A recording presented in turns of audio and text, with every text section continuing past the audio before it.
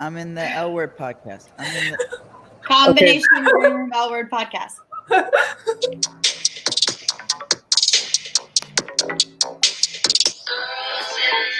Topping, laughing, moving, fisting, biting, fucking, crying, drinking, squirting, judging, ranting, camping, writing, thinking, scheming. This is the way. It's the way that we live. It's the way that we live. And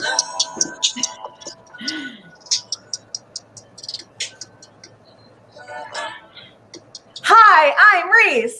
And I'm Carly. And this is Tell and Back. Hi, Riese. Hi, Carly. Hi, well, everyone. well. Hello, everybody. We're live. Oh, this is wild. So cute. This is the cutest. Hi, welcome to the first ever live internet version of Tell and Back. This is very exciting. Thank you all for being here. Mm-hmm. I feel like we were all just like vibing to the song. That was a real moment. It's a vibe. Yeah, it's a real vibe. Total vibe. These comments are so cute, and I'm gonna have a hard time paying attention. I know. I might have to close the chat so that I can actually look at my notes for this episode, or I'm gonna just be like, everyone's so adorable. Oh my god. So, as you probably already know, Tell and Back is an Autostraddle podcast where we recap every single episode of the L Word forever. A TV program that we all like. And we also talk about ourselves. We talk about ourselves. It's great. You know what? I actually think we should address a fan question right now. Can we still call this a podcast, considering there's a video component? Riese? I think absolutely yes. Because no, we can't. This is a podcast. This is no longer a podcast. When you listen to this, so we're our amazing producer, Lauren Klein, who is the reason this is all happening. Everyone say thank you, Lauren. She's going to edit this into an actual episode that will go up Monday of next week, which is the 12th. So yeah, that's the podcast. What'll happen? This isn't a podcast. Oh, probably Trump will be dead. Anyway, so we've got some really special guests that we're gonna, oh my God, look at all the thank you, Lawrence. This is too much. Okay, we have very special guests who we are going to introduce in a moment. But first we wanted to just let y'all know that there is a little thing at the bottom that says ask a question. So if you have any questions, you can ask them. And there should be some moments where we can answer some questions. There's also a place there where you can become an A+ member of Autostraddle, and a place where you can donate to Autostraddle and this podcast. And so just wanted to point all of that out. Yeah, if you want to. If you want, no pressure, because this is just like, we're all just hanging out. We're chill. Everything's great. So chill. Okay, let's introduce our amazing guests. Up first, because it's complete chaos if everyone's talking at the same time. So up first, we have the wonderful Gaby Dunn and Mal Blum. Hi! Hello. Welcome back to the show. Thank you so much, Mal. God, it's been so long since I've seen you. What was your name again? Yeah, so I'm Gaby. Cool. We met like one time. Oh right, you were super drunk, and I was kind of rude. Yeah. Right. Yeah. She was a great fit. Yeah, she was really into you. Yeah, I was into you, but you weren't into it. Sorry. Yeah, that's awkward that we're meeting again like this. I know. Well, hopefully maybe I'll win your heart this time. That's a very bold thing to say to someone who's only met one time, but you know what? It is the L Word. Let's go. Will Mal fall in love with me by the end of this podcast? Who can say? Hopefully. Maybe not. We also have coming up. Sorry. What? Please go ahead. So are you like at opposite ends of your house? I'm in my studio. Mal has a studio. Okay. So I'm in the house and Mal's in the studio, and I'm going to lock him out of the house. Where's Beans? Where's Beans? Beans is on the, so we bought a day bed. Well, everything in the house, Beans believes it is a bed for Beans. So we got a day bed, and he's sitting on the bed. But pretty much every surface in the house is a bed for Beans. Beans is our Chihuahua. He's very fat. we got him tested for all these things because he's fat and balding, and I spent so much money, and then it turns out the answer was he's fat and balding. Yeah, and that's so I spent $2,000 to find that out. Yeah, the two doctors were like, he absolutely has Cushing's, and we were like, oh no, okay. And then we tested, and they're like, no, it turns out he just looks like this. We were like, okay. Wow, we're off to a great start. Yeah, the chat would like to see beans. I know. Well, I would have not going to be an 8-hour episode. Well, usually in the beginning we talk about how unhappy we are. Yeah. Are you unhappy right now? I'm far like the world, the state of the world. You know what I mean? Like how it's not going very well, but also, as you know, we got some good news recently. So, but in general, not a lot of good things have been happening. Well, I'll say something. Yeah, I'll say something nice. I'll counteract it. Mal and I live together now, so that's very cute. Oh, that's positive. You'll probably fall in love pretty soon then. It kind of. I hope so. You live in the same house, then you fall in love. There's TV shows about it. No, yeah, I think usually it's the opposite. Oh. You live together and then people are repulsed by you. Oh, because they see the real you. Yeah. That's what I counterpoint. Sheni. Yeah. Sheni. No, Mal. I maybe I'll let you back in the house. I like you a whole lot, so you have a good chance. Well, you know what? Everyone, stay tuned to find out if Gaby and Mal survive the next X amount of hours. The other amazing special guests we have, who you can see watching us right now, are Brittani and Cerise. They are going to be chiming in for the second half of the episode, and we love them. And we will also make them talk about their dog when it's their turn. Yeah. Everyone gets to talk. Everyone. I haven't even talked. I have 2 dogs. This is going to take forever. You haven't even. All right. Reese, should we talk about this episode? Yeah, let's do it. What's the episode, Carly? Oh my God, Reese, it's episode 509 entitled Liquid Heat, which is the title of Nikki's terrible movie that was in episode 508. Yeah. And I guess some sort of it's like a nod to like the power's out. Everyone's very sweaty and having a lot of sex, I guess. Mm-hmm. Yeah, liquid heat. It's also like if you boil water and then it's really hot. Oh yeah, yeah. Okay. Liquid. Yeah. Yeah, like sure. yeah. You know what I'm talking about? Yeah, like evaporation. This is This is the episode where everyone fucks. Does anybody not fuck in this episode, or everybody fucks? I think Jody. Oh, Jody. She tries. Yeah, she tries. Adele doesn't. Right. Adele doesn't. That's true. Well, she does kiss by accident. By accident. We'll get to accident. That. This was written by Eileen Chaikin, directed by Rose Trochet, and originally aired March 2nd, 2008. Wow. Reese, should we get into it? Yeah, you already said Eileen Chaikin wrote it? I sure did. Okay, I just want to say, if by any chance Eileen Chaikin is here, that I would still like an invite to the pool and to make you a Blue Apron meal. Oh, a Blue Apron meal. Sorry, no. What is it? Every plate meal. Oh, an every plate. Yes, America's favorite meal kit. What is it? Meal kit. Yeah. All right, should we get into it? Yeah, let's like get super into it. Get into it. We open on the set of everybody's least favorite film, Les Girls. And we hear a voiceover. It's 101 in the Valley in 94 downtown. To which I say, that's what it is today. Yeah. I thought it was great that we were doing this episode during also a heat wave in LA. Yeah. But it's like not that hot. No, it's fine. And it's practically like Michigan in November in this episode. And also, so it's like, it's very hot. And also, there's someone talking about wildfires. Hey! Oh my God! I know, it's so true to life. So this is in fact the way that we live. Because right now, it's really hot. There are wildfires. It's like someone in Toronto knew about LA. Exactly. Yeah. And then wrote a show. Like one person, and that person was Eileen Chaikin. Right. Uh-huh. Or the environmental problems that were already happening then are like worse now. Yeah, but worse. Yeah. But wow. Anyway, so 94 downtown. It's not that bad, but apparently in this retro television program, it was pretty bad. So I'm glad we got that discussed. Also worth noting, this is the only time in the entire series when the changing of the seasons is addressed outside of the menstrual cycles. So it's basically like this is, we don't have Christmas, we don't have any holidays. We know that this scene is in a 94-degree day, which means it could be any time between May and December. Yeah. Welcome to Los Angeles. Oh my God.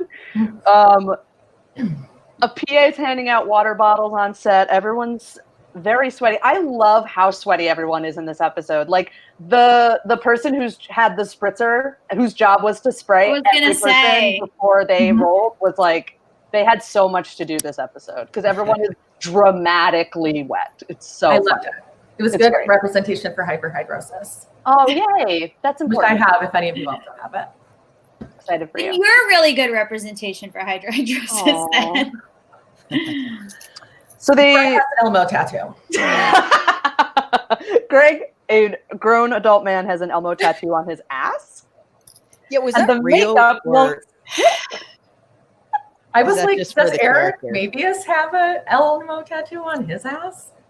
I don't know. It's probably just he probably does have an ass tattoo. They were just like, what is the funniest thing we could say that you have as an ass tattoo? Mm-hmm.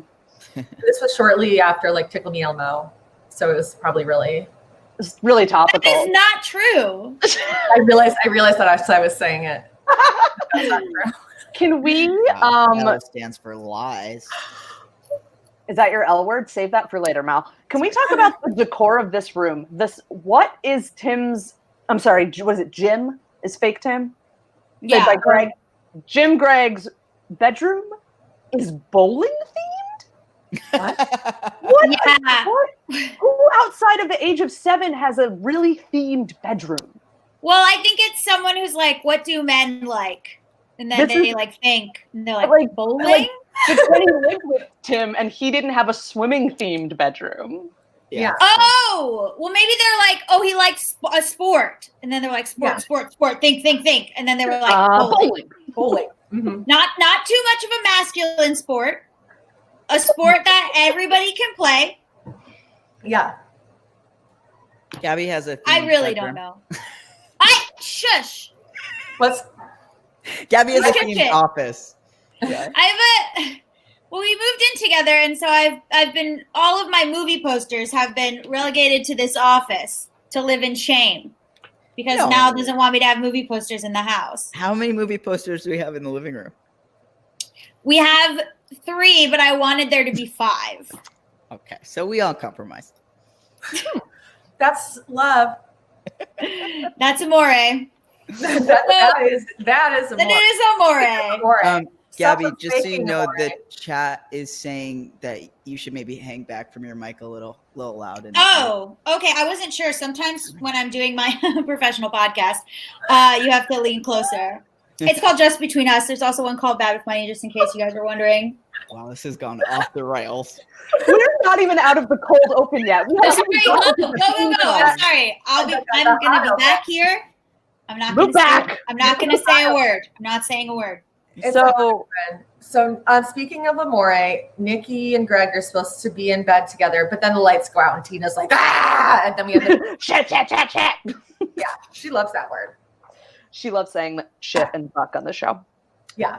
Then we have our theme song, and when we come back to set, the power's back. It was like, so have a lesbian. Yes, I think she's the AD. Yeah, she's like, we should shoot while we can during rolling blackouts. So she's like very practical, and she's doing a fix. They brought her in to do a fix, and I respect it. There is some tension between Nikki and Jenny. Yes, there is absolutely some tension. Mm-hmm. Also, Shane is ready for an earthquake. I just want to point that out. Shane is like most of Twitter, bring it on, bitch, about an earthquake, and I appreciate that. So Jenny hates how the scene is going, and she's trying to give them notes, and she's like, you don't want to fuck this guy. That's like the last thing you want to do because you're in love with Karina. Mm-hmm. And Nikki's like, but he's my boyfriend of 3 years. Why would I not want to fuck him? And so they have to have this like entire notes conversation. And then they try again. And then she's really angry. And now Jenny's like, "Oh, you fucked him in real life," and she's correct. How? How? Yeah. First of all, I have some notes How'd for she know? this film. Had they considered that Nikki was in bed, or sorry, Jesse was in bed with Greg, Tim, Jim, whatever, on top of her, that when she looked up at his head, that suddenly it turned into Karina's head. Oh, Oh, interesting. I like that. That happened on my screen. Well, here's the thing. Jenny seems really upset about her reaction, but in the actual shot that she's looking at on the monitor, you cannot see Nikki's reaction. You cannot see her face at all. You just see Mm-hmm. his butt. So what is she upset about? She didn't like how the butt's attitude. The butt was not Also, reading the way she needed it to. I completely forgot that the names are like so similar. And I was like, this is me if I ever write a script about all of us. It's just like fully Oh my like God. names. Wait, what that are our like, names? What are our names if you write a script about us? Tell us now on the spot. Like Niece, Barley, Sal. Like it's not gonna be like, you know what I mean? Harley. You went Harley. Harley is like a real name, and you went with Harley. you went with Nope. Barley. I didn't Nope, think sorry, about Barley's it that hard. We're keeping And Barley. then, well, I wrote something. Brittany and I wrote something together, and I just named a character straight up Brittany. Like I didn't even change it. Spelled the same too. Spelled the same. Yeah, whatever. Sue me. You can't. Brittany can sue you. No, Brittany's going to sue you. but I just think like that's so funny to like you're not even trying. Yeah. No. It's beautiful. No, Jenny hasn't made a single effort. No. Well, do you think this now? People who work in Hollywood, do you think that this is an accurate portrayal of a set? No, not at all. I don't either. This is the most unprofessional workplace I've ever seen. Well, this is my question, and I asked Gaby and Drew, and nobody had an answer for me. But like, if there were rolling blackouts, would they keep rolling? Because that seems like an insurance liability, right? Yeah, I don't feel think they would. I don't think they would keep shooting. I don't That's mine. either. I don't either. There's not enough generators to power everything, you know. Well, also Jenny wouldn't be directing this. She's a first-time director. She's a queer woman. We have talked about this ad nauseum about how the most unrealistic part of the show is that Jenny got to direct this movie. Yeah, it's ridiculous. So anyway, it's not really an accurate set, but Then, what are you gonna? Then Jenny's like, it is a vile and despicable act, and then also she says it's it's a vile and despicable act to fuck your co-star. It's even worse than fucking your employee, apparently. She makes this announcement loudly in the middle of the set in front of everybody. Yeah, But everybody fucks their co-stars, right? Yeah, Well- I mean, look at straight watched- people. Brokeback Mountain Did you yesterday. just Straight people. look at straight people? Here's what I was thinking of. I know Angelina Jolie and Brad Pitt Okay. met on the set of Mr. Okay. and Mrs. Smith. Cerise. true. Yeah. So Right. exactly, it happens. And you know what? I think probably people, I don't know, people who knows what they were doing on the set, other sets that we know about. But also, another funny thing about this is, so Jenny fires him, which is funny because the original Tim was fired, but for a different reason. What? Oh, that's right. The first Tim before they reshot the pilot, right? Is that what you're talking Wasn't it about? Eric Mobius? No, before. Wasn't someone else cast before Eric? There's someone before Eric. Mobius? Eric Mobius? Yeah. Mobius. Mobius. There was Mobius. another Tim? Yeah, there was believe another so. Back when the show was called Earthlings, I think there was another Tim. No, there was was- another Tim. Yeah. It was Leonardo DiCaprio, but he got busy. He had to shoot the beach. You want to know the truth? Yeah. What? Yeah. Tell us. He was like, he got in trouble, I think, for, I want to say, oh God, I can't say this wrong on a live show. Do you know, Cerise? I think it was like statutory rape. Yeah. Someone in the chat says, yeah. Also, the chat is like, why are Brittany and Cerise not talking? They're the We're second gonna half switch off. of the show, and then me and Gaby will go away. No, you'll still be there, but muted. Yeah. So Which let's get to the devastating. how about we go to the second scene of the episode, guys? Okay. Yeah. Phyllis's office. A hot day. A hot day for Phyllis. Whoa, it's a Joyce scorcher. A scorcher. Joyce is dressed like Roger Rabbit, and Phyllis Yeah. is like fanning herself, as one does. Mm-hmm. Joyce takes off her. She's just wearing a tank top and pants now. She's just taking off her clothes. Mm-hmm. Yeah, well, she's warm. Everyone's a little warm. Well, I think the theme of this episode is that everyone's a little warm. Right, liquid heat. Anyway, they crushed it in court. And as usual, Phyllis, instead of parenting her own child, would like to just thrust a lesbian she knows in front of her child because she says Molly's having second thoughts about law school. And so she should meet Joyce. And Joyce will definitely make her want to go back to law school. Yeah, that's inspiring. Mm. Then Okay. Phyllis tries to get back with Joyce a little bit.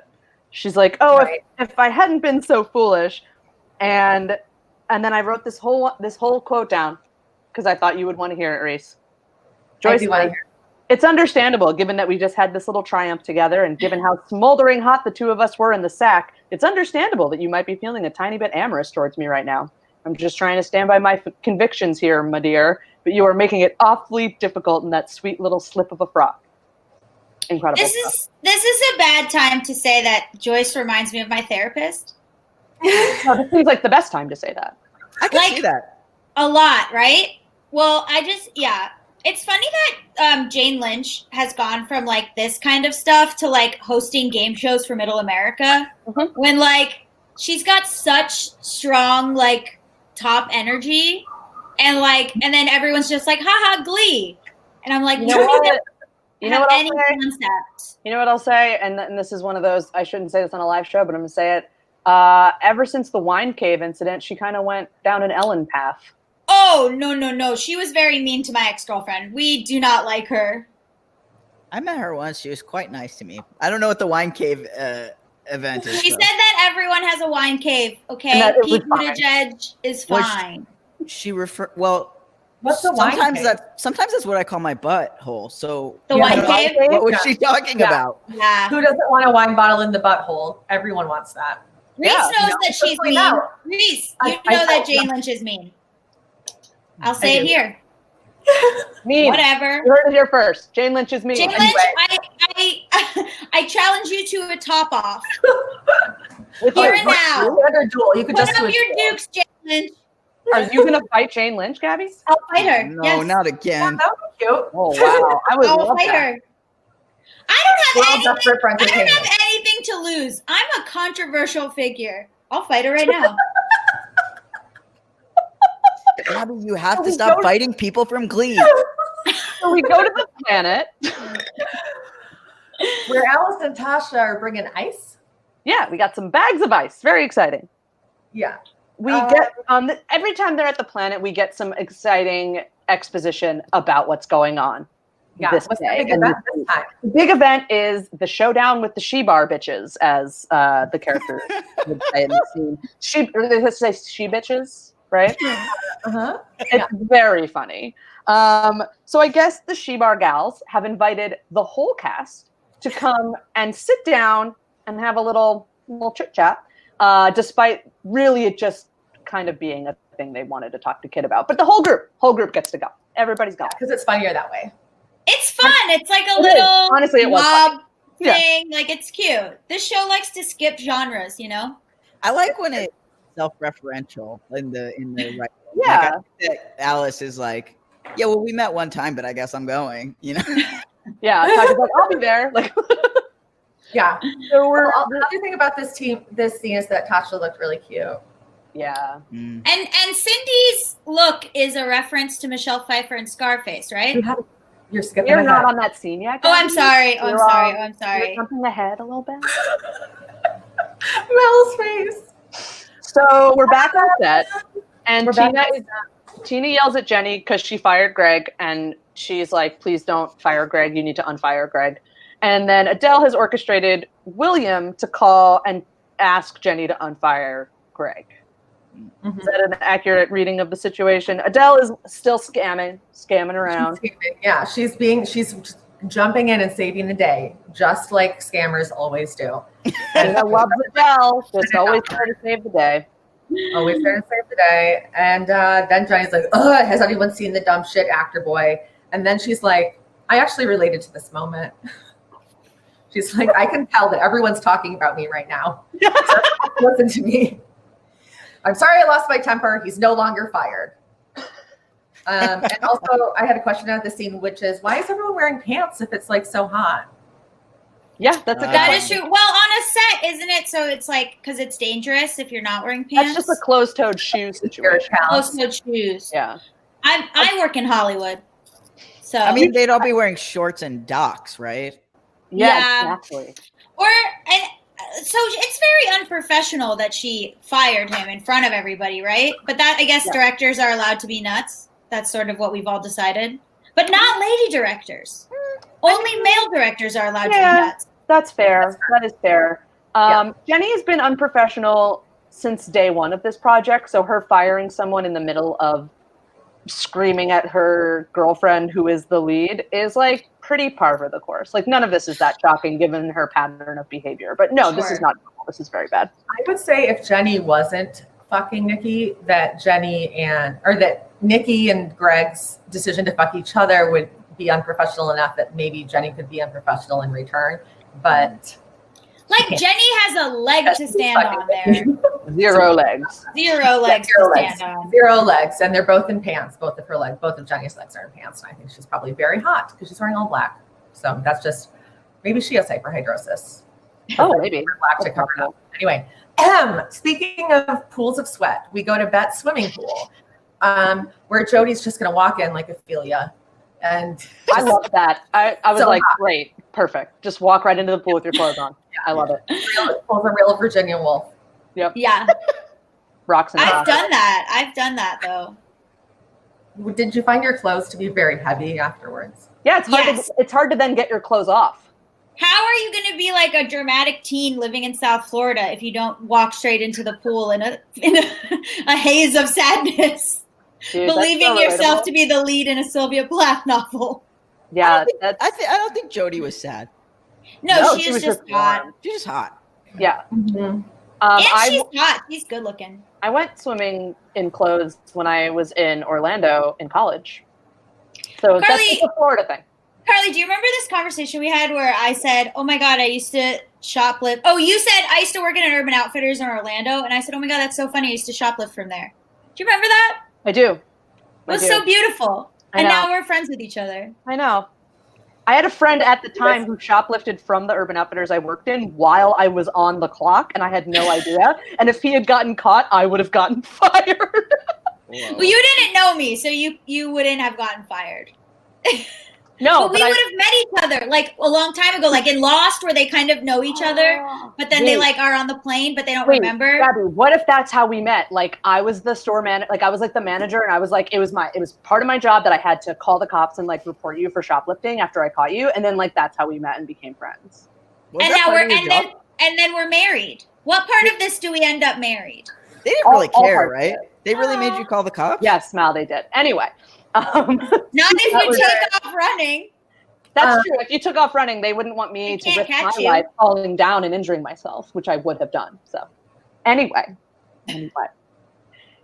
Where are we? Oh yeah. We're at the pool. And Bette said they canceled classes at where her Carly University. And, who calls? It's Tina. And so Bette like goes to her freezer and then covers herself in ice cream with her top off. And then she's like, Tina, we go to She Bar together. And she's like, we'll just die. We'll take each other's clothes off if we're both at She Bar. And she's like, my clothes are already off.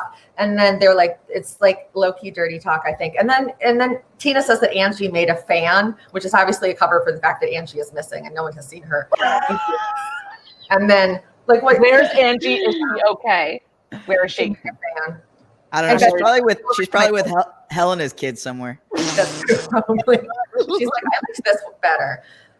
Bette's like, you can come over to my pool. And Tina's like, no, I can't. Again, covering. And then then Bette tells Jody that they're going to go see Dan Foxworthy for parenting disagreements. He's the only therapist in West Hollywood.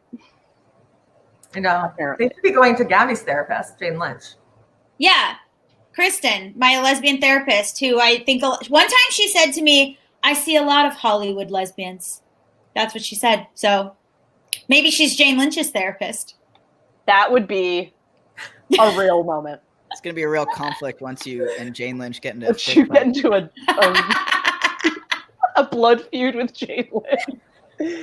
So Bette's like, hey, Jody, we're having parenting disagreements. We have to go to therapy. And Jody's like, good for you. But she meant it legitimately because she wants Bette to take care of her mental health. And really, once again, I would just like to ask Jody to get the fuck out of there because these people are terrible to her and she doesn't know what's coming. She's the best and she's so pretty. I know. So we're back on set and Tina heads onto the old camera truck to tell Sam that they're going to shut down production for the day, which they probably should have done a while ago. And then she asks Sam out and Sam's like, nah, that dinner party was like very awkward. It was. And then the two healthy people. Yeah. Sam and Jody. And Jody. Sam and Jody get together. Yes. Sam could get right out of that bandana and into a pool. Exactly. Yeah, Sam's hot too. Yeah. So Tina does this thing. Yeah, she just like unloads everything on Sam, and Sam is like, I really would love to like not be in this conversation. And she's like, I just really feel for Jody, which was the best thing she could have possibly said. And Tina's like, okay, bye. Like that's like the extent. Like she can't do that. Then we it's so startling when you see healthy people on this show that it almost seems like jarring. Yeah. Mm-hmm. Yeah. Like when you're like, you're not on the right show. Yeah, when people make a good decision or say something reasonable, I'm like, what? Look at this fucking troll. Yeah. Get at it. Wrong set. Yeah. We see Jenny run up to Nikki's trailer, but Nikki is already gone for the day. Oh. We go back to Bette's backyard. Jody awkwards. Jody flings her wet hair all over Bette, who's sitting on a chair, and Bette hates it.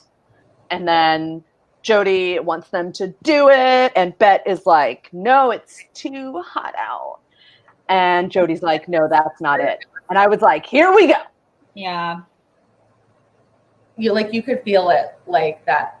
We've all been there. Mm-hmm. Mm-hmm. Where you're like getting cringy, you're like, don't touch me, that thing. Or where you're like, I know you're lying about something. Both.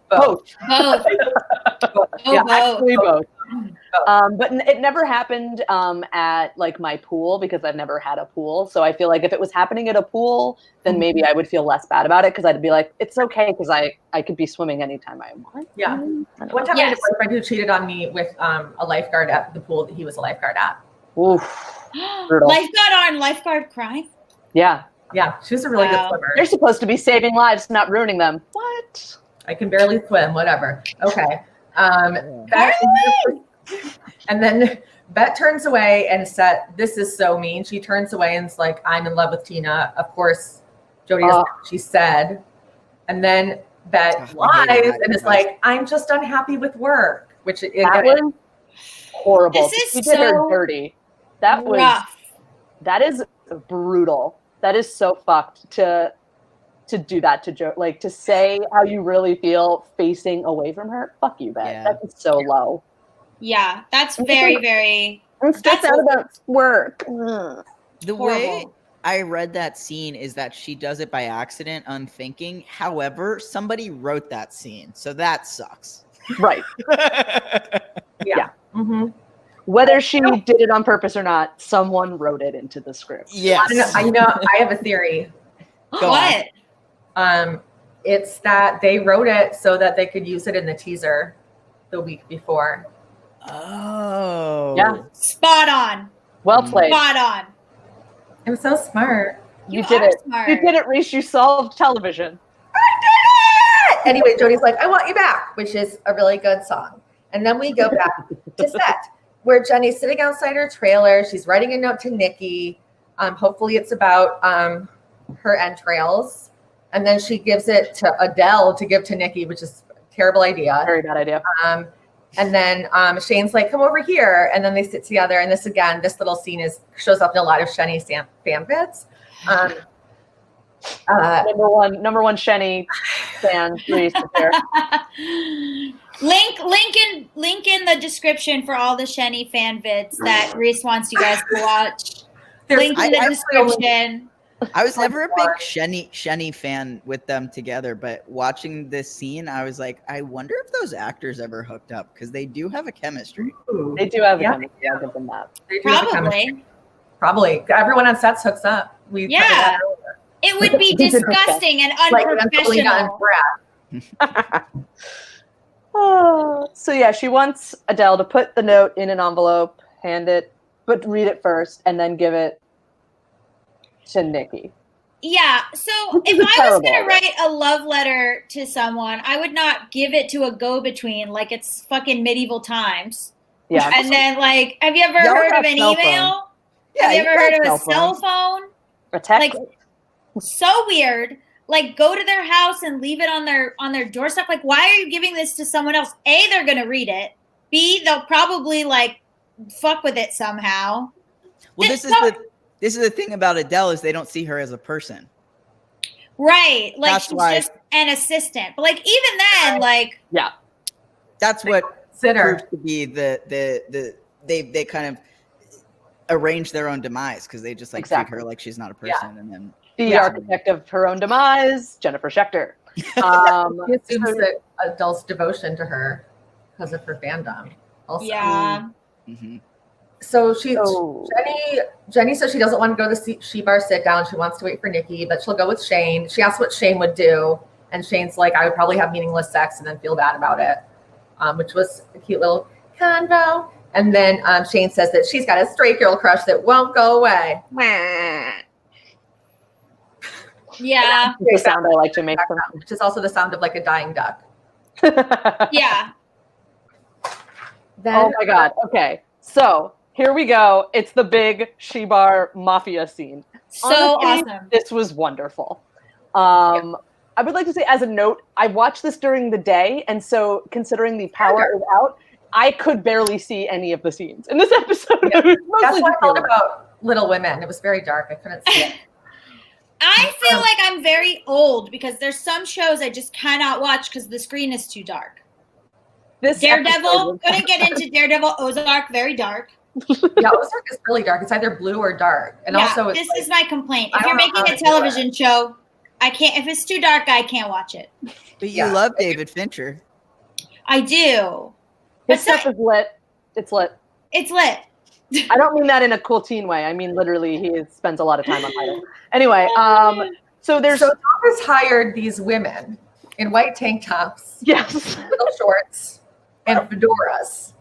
Yeah, which I feel is an accurate like lesbian go-go dancer look. Yeah, and they're bringing like a little tray of beverages, like this is like business class or something. For some reason, some people have ordered hot espressos, even though it's a warm day. Right. Yeah. They have to see if they're on the list. They like pat them down so they aren't gonna for weapons. Like, what is this? And there's cigars. I mean, it's like a whole thing. So Dawn thinks that she and Lover Cindi are the real victims here, and that this is all Shane's fault for seducing Lover Cindi. And Shane's like, oh.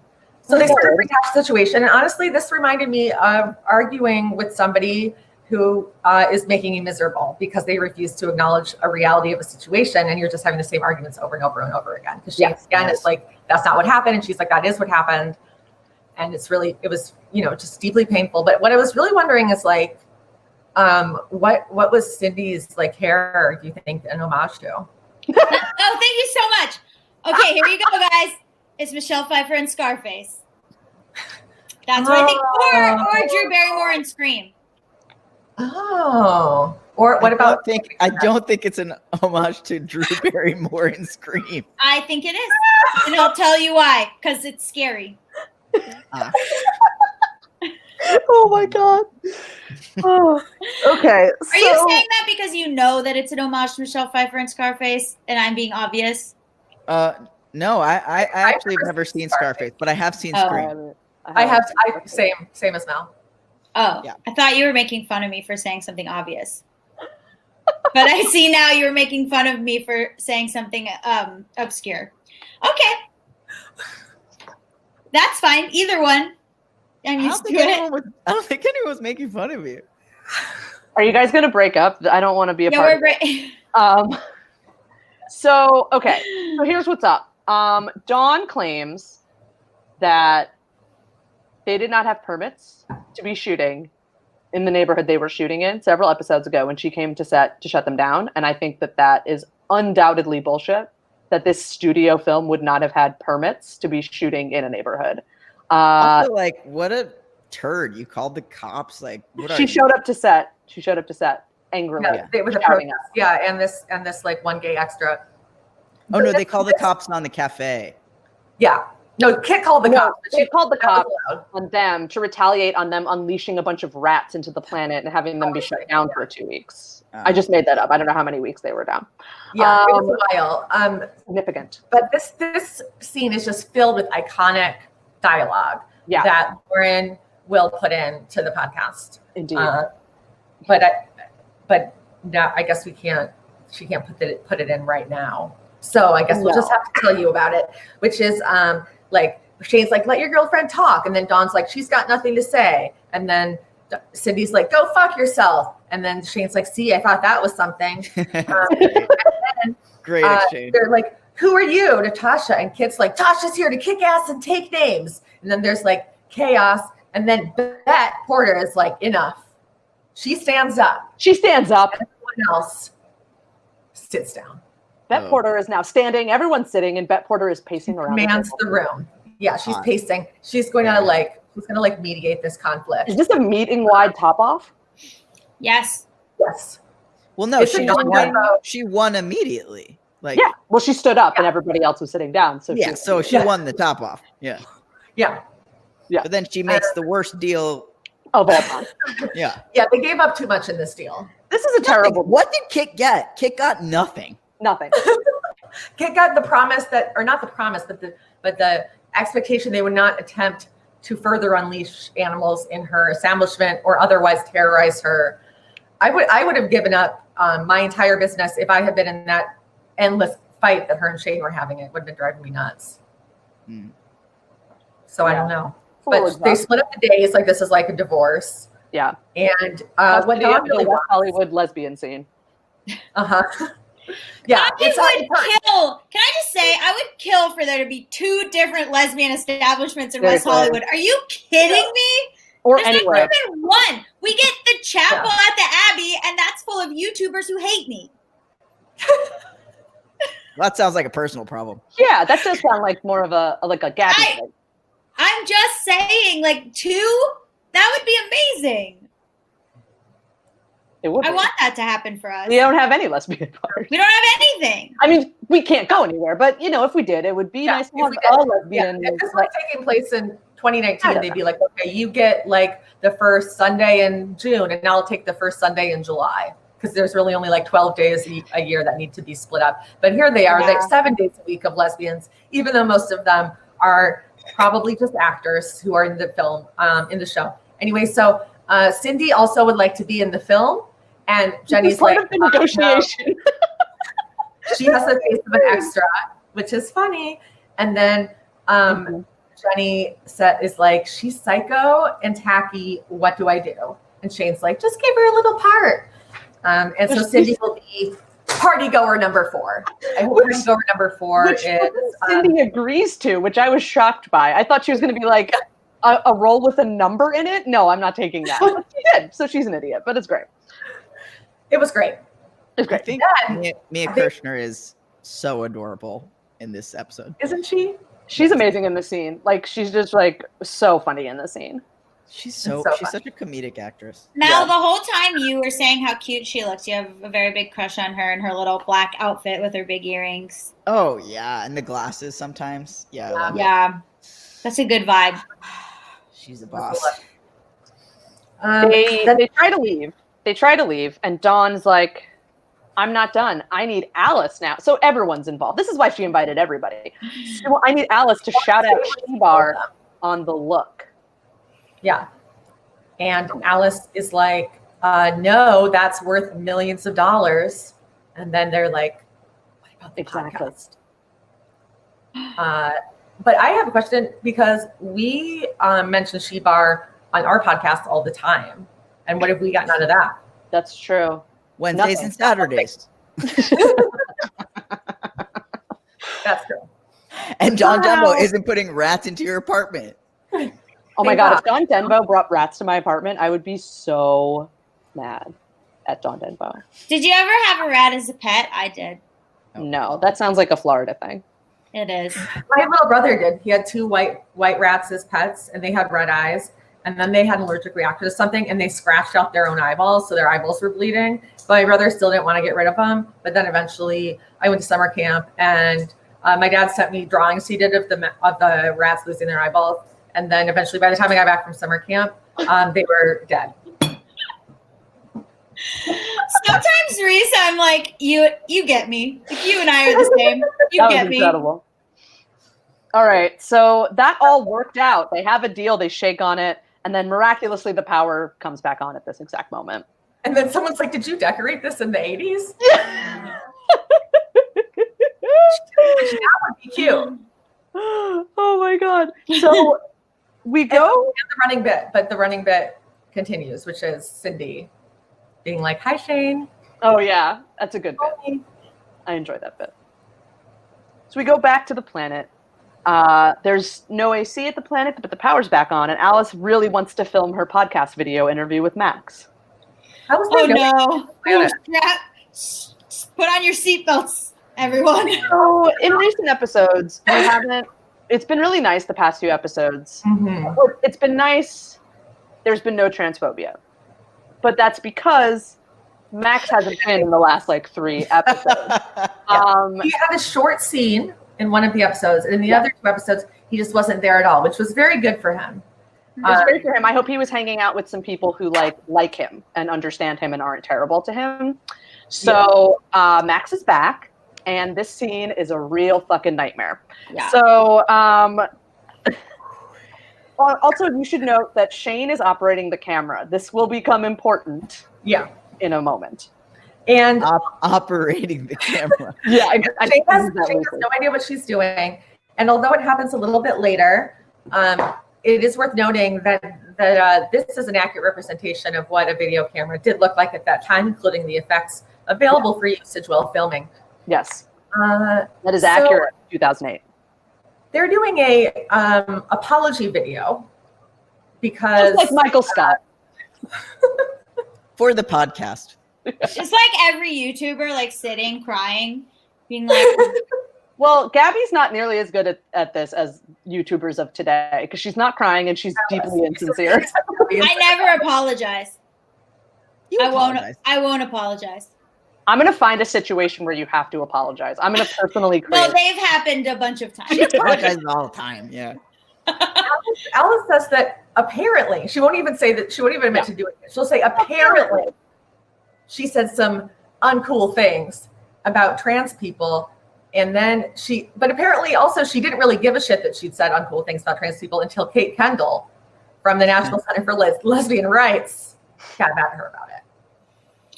I don't understand why they have her doing this and then looking so annoyed to be doing it. Yeah. Mm-hmm. It's like a manifestation of the writers themselves being annoyed to be having to do it. Yeah. And the joke, since Alice is the main character that we've come to know, the joke is we're supposed to be in on the joke with her. We're supposed to also be rolling our eyes and being like, oh, this is so PC and stupid. Exactly. We're supposed to be on Alice's side, even though in this scene it's clearly Max who's in the right. 100%. Well, that's something that happened all the time in that season where they would put like transphobic comments in Alice's mouth, in like pretty much everyone's mouth, in like some of the most loved characters, you know, and that's what was weird, because I kept waiting for the teaching moment, and then it never. I was like, I was really happy that Max was like telling Alice how he felt and like making a lot of really good points about how he would think that she would be inclusive, and that, you know, like then she gets into this whole thing about how being bisexual is more natural and than being trans. Can I say something? Can I say something? People like say that, and then it's like they think that like bi trans people don't exist. Right, exactly. Like they're like, you know, the bis and the transes, and I'm like, those are the same. Those can be the same. Those are the same. Nary the twain shall meet. It's just like, and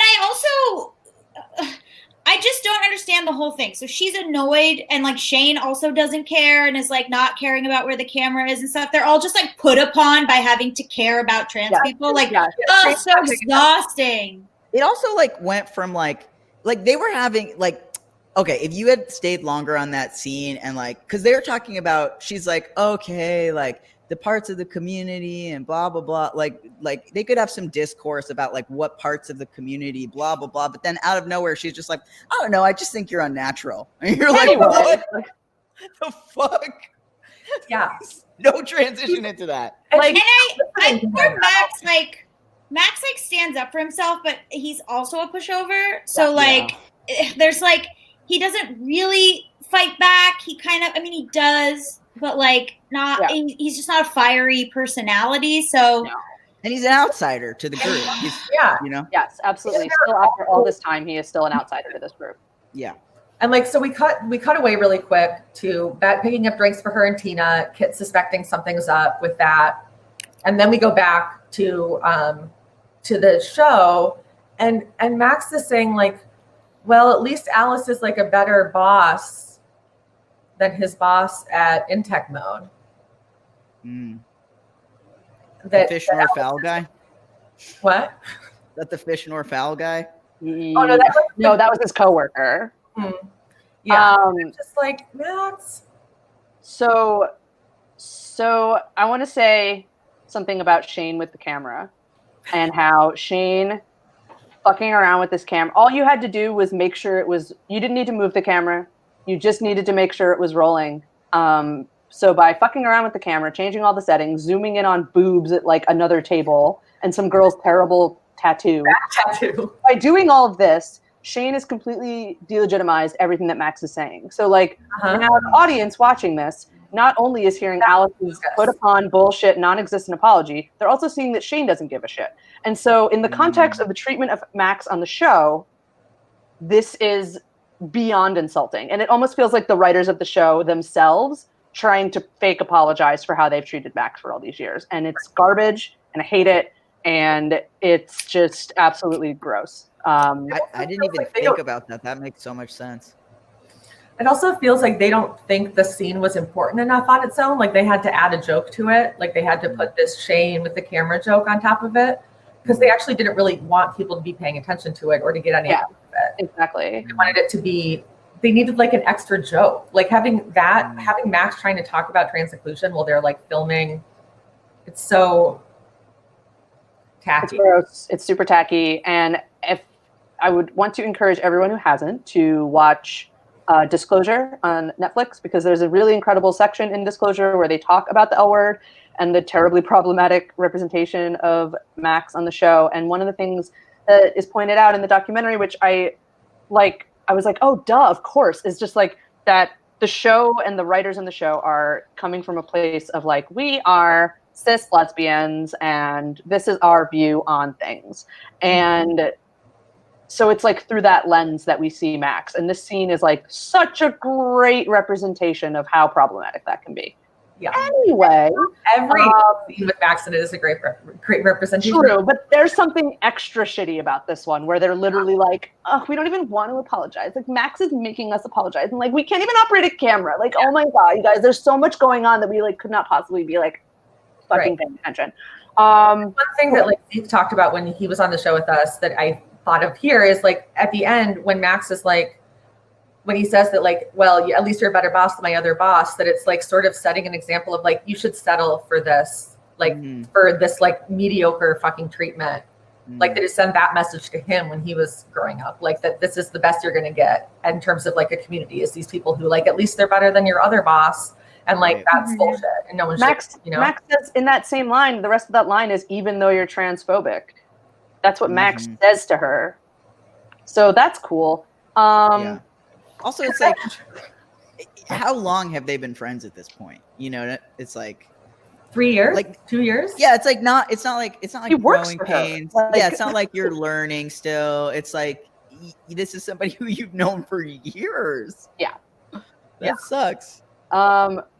So we have reached the point in our show. This is essentially the halfway point. The Molly, there's that little Molly and Richard bit. Okay, good. Then Molly comes in with her boyfriend or her ex-boyfriend, Richard, and she introduces, and Alice gets right up. She's done with the podcast already. Oh, she's out of there. She's over it. And Shane starts talking to Molly and Richard, and Alice says that she is familiar with Phyllis, and Max has to introduce himself because they don't. They forget he's a person that's standing there. This is so. Why even include? Why?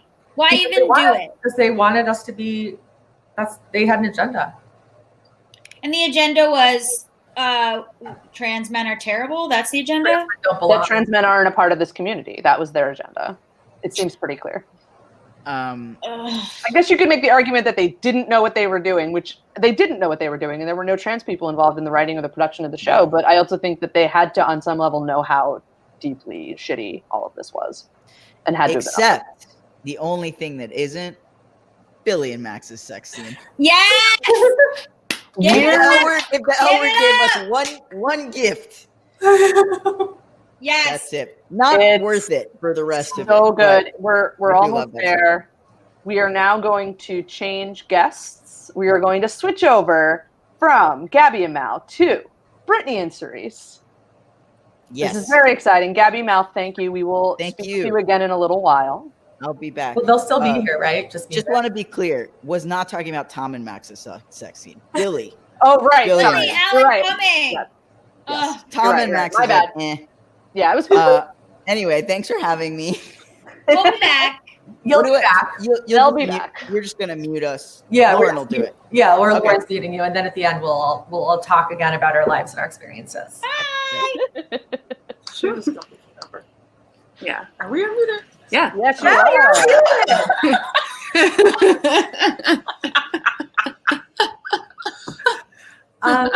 you have anything you've been dying to share? No. Okay, it looks like Cerise was about to say something.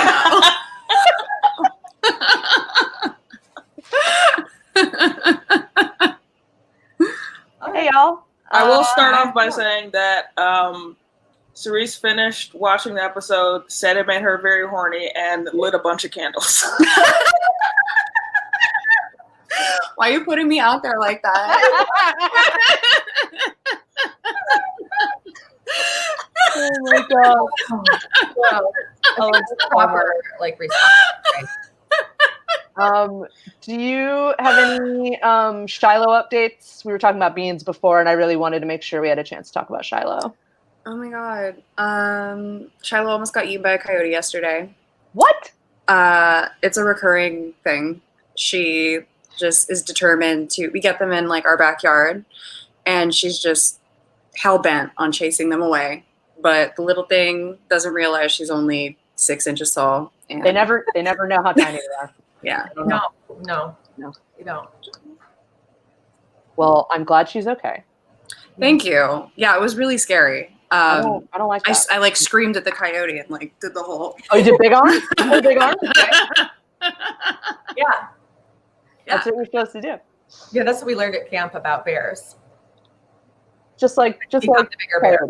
Bears. Yeah. Should we continue on with this fine piece of television? Let's do it. All right, Riese, where are we? Dan's enormous office building where Bette and Bettina's are going to the therapies. And Bette is like, Jenny gave Cindi a part, even though Bette like facilitated that event. And then they get in the elevator. She's like, by the way, because Tina was not at the meeting. She didn't get a complimentary cigar and a pat down. But I feel like we talked briefly about the previous scene where Bette picks up the coffee, but did we say that in that scene Kit figures out that she's cheating on Jody? Because that feels significant. It is. Very significant. Mm-hmm. Kit knows right away. Yeah. And like so many of us here at home, is a little worried about Jody, who's just along for the ride, but she doesn't know she's on the ride. Right. Which is how you drive someone crazy. Terrible. Seems like kind of a bad sign that if you're just nice to your ex, then your sister's like, you're cheating. That's a lot about where you're, Yeah, no, you're clearly not a great person if that's where her mind goes immediately. Yeah, you're only nice to people when you're fucking them. Got it. Oh, I see. You're cheating. Bette's outfit also in this scene is giving me Dom at the office, and I was living for it. Yeah, it is business casual Dom. We are clocked in. We are on the clock. We are dominating the business and also other things. Yes. Then they get in the elevator. They make elevator small talk. It stops, right? The elevator stops, and Bette is very unhappy about it because she alone hates heat. Bette loses her entire mind. Loses her entire mind. Temper tantrum quarter. Yeah. Love it. I love people when a bad thing happens, or like when I love when that like a thing where it's like it's universally bad. Like no one likes a blackout and like no one wants to be trapped in an elevator, but like I love when someone will freak out as if they're the only ones who hate that, or they invented being anxious about something. I think that's wonderful. It's like when Michael Scott said he doesn't like hospitals. It's like my favorite. So she's gonna try to calm her down. Mm-hmm. What'd you say? She's gonna have a panic attack. Tina's gonna calm her down. The point of this is that Tina understands Bette like no one else ever could. She's just like, get her. So we go back to the planet. And Alice has already left. She's done with this non-apology. Yeah, they wrap that right up. They're just done. Max is like putting everything away. And Tom comes by and he's wearing short shorts and a muscle tee, which I think is fantastic. Mm-hmm. I was really into that. So at no point they addressed that Shane had a wandering camera, right?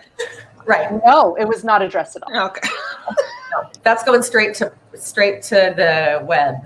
At one point, the camera is filming the ceiling because she doesn't lock the tripod and walks away when Mom shows up. I'm like, is this my dad recording my like kindergarten like school play again? Because it was mostly the floor. This is me. This is my brother when I let him do the camera for like my end of the road music video, which had a Lego guy walking to the end of the road. A Lego guy? Little guy? Little Lego dude? Well, I did lip syncing, so it alternated between me lip syncing and like a plaid vest. On Of the Road by Boyz II Men. I'm familiar with that song. It's a great song. And then I alternated it with some stop motion animation of a Lego guy on a road. It was like a road I built out of styrofoam. He was walking to the end of it. So, and then he fell off. He came to the end of the road as they say. I love a literal interpretation of a music video. Mm-hmm. Yeah, that's incredible. You should have seen our video for the Crying Game. So Tom has got an art show. He's been painting up a storm. I love that Max is like, I didn't know you were a painter. And I was like, frankly, neither did I. Oh. And he feels that he is not a big time. He doesn't like I don't know, put stuff together and with poles and stairs. What does Jody make again? Origami with sculptures, large installation sculptures. So he's not rich like Jody. That's why he transcribes or he translates for Interprets. for Jody. He interprets for Jody.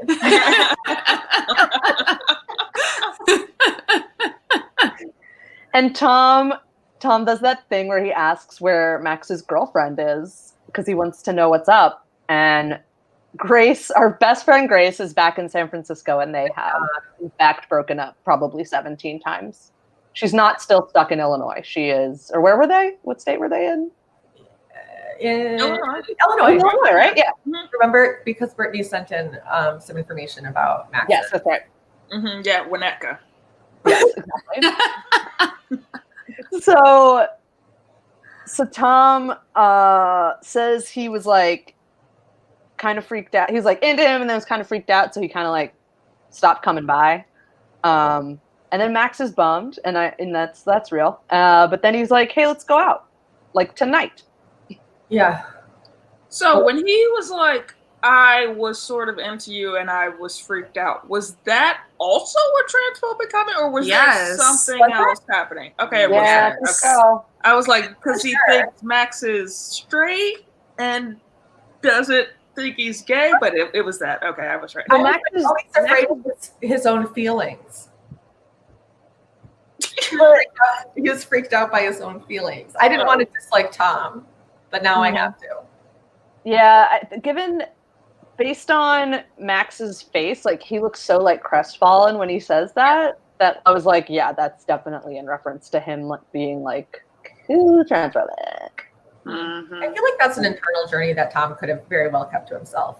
Absolutely. He definitely did not share that at all. Nope. And that was a good thing for him to maybe work out on his own. Shutting up is always an option. It's true. It's always an option. Yeah. There's so many reasons you could not come by, you know? He already said he was painting, very busy painting. Yeah. Painting up a storm. So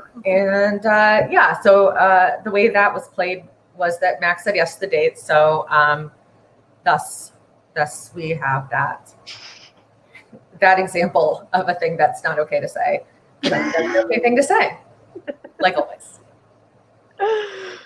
So we go to Alice's, and Tasha sitting on the couch. This is so iconic. And she's like, the windows are open, and she's just like listening to the sounds of the city. And Alice comes in, and she's like, "What are you doing?" And she's like, "I'm feeling what 6 p.m. feels like." And she just like looks really content and is just, I just love it. It was great. 6 p.m. is a terrible time. Oh, absolutely. But I'd much rather be on my couch than on the 405. Yeah. Isn't this like what we've all been doing? Like, exactly. Yeah. It's for everyone now. We are all now Tasha, we're all just at home being like, yeah. So this is what 3 p.m. is. Okay. Yeah. And for where they live in their house, 6 p.m. it's birds chirping, it's grasshoppers making noises, it's bugs flying, it's birds flying, it's planes flying, it's cars crashing, it's honking, it's a lot. It's wind, it's fire, it's everything. Every sound. It's like a junglescape. It's like a forestscape. It's a scene. It's the whole scene. All of it. It's right there. All the sounds of the whole world. A baby is born. A mother is born. The waterfall. That was beautiful. It's down, offering cool relief from the hot weather. It's incredible. It was great. Thank you. Beautiful, beautiful work, Reese. It's really beautiful. Thank you so much. I'm just so excited to have nothing to do. And then Alice is like, "Well, you should do me." Alice has something she can do. It's her. So we're back on the elevator. This stresses me out. Oh, this is so I love this scene. Well, like the elevator and it all the idea of being trapped on an elevator is stressful. Have you ever been trapped on an elevator? I just confused my own life with the movie Speed. Oh, you thought you were on that bus? Happens all the time. Well, in the beginning of Speed, isn't there someone stuck in an elevator? I think you're thinking of the movie Devil. Yeah. Devil? The whole premise is they're stuck on an elevator. Yeah.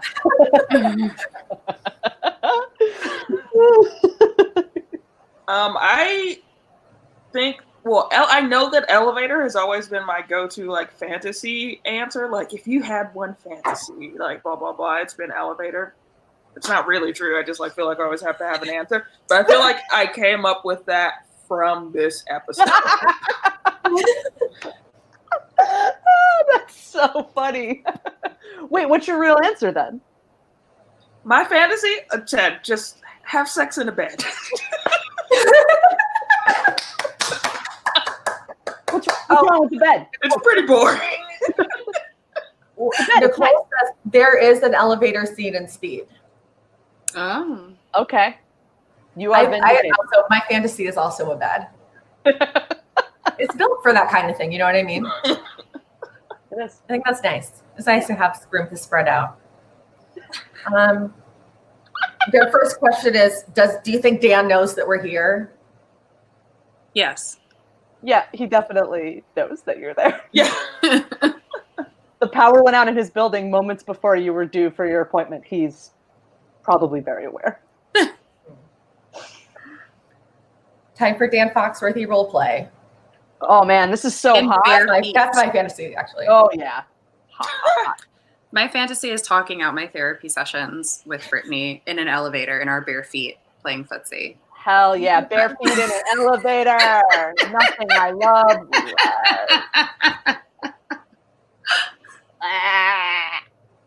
I love this peek into your lives. So what Dan would want to know, what's Tina afraid of? What do they want? She says, fucking it all up. She's afraid of being judged by their friends, and she's afraid of hurting Jody. This is all valid. I would say valid. She's done all these things already. She absolutely has. She has already done all of her fears. So she shouldn't be afraid of them anymore. And all she got out of it was being punished by being trapped in an elevator during a blackout. So maybe she actually should be afraid of those things because look where it got her. You know what I mean? Sexy scene. In Bette's outfit. That's awesome outfit. She says that Bette says that her and Jody don't share the same values. Is that correct? I think so. Jody doesn't like kids. Oh, right. I feel like sharing values is one of those things that you can use to justify being who you're with and justify not being with anyone. Because how many people really have good, if you listen to Bette's answers, they're pretty hilarious. Yeah. And not, I think, what people expect from what our values are. I think most people are like, oh, you see the beauty in things. And that means that our values are aligned. Those aren't values. That's just opinions. Values are deeper than that. I don't know. Family. Family? Swimming. Trust. Hope. Cheating. Cheating. Lying. Manipulating. Passive-aggressive. Gaslighting. I will say, I think that these are valid values because I agree with all of Bette's values here, and we're obviously both Tauruses. Bette's clearly a Taurus, and I think don't say that. I think if you're a Taurus, I feel like this is valid. If you're a Taurus, you care about things being beautiful, and you like the same people, and you dislike the same people because we are always right. Yeah, always right. Okay, case against her being a Taurus. Cerise.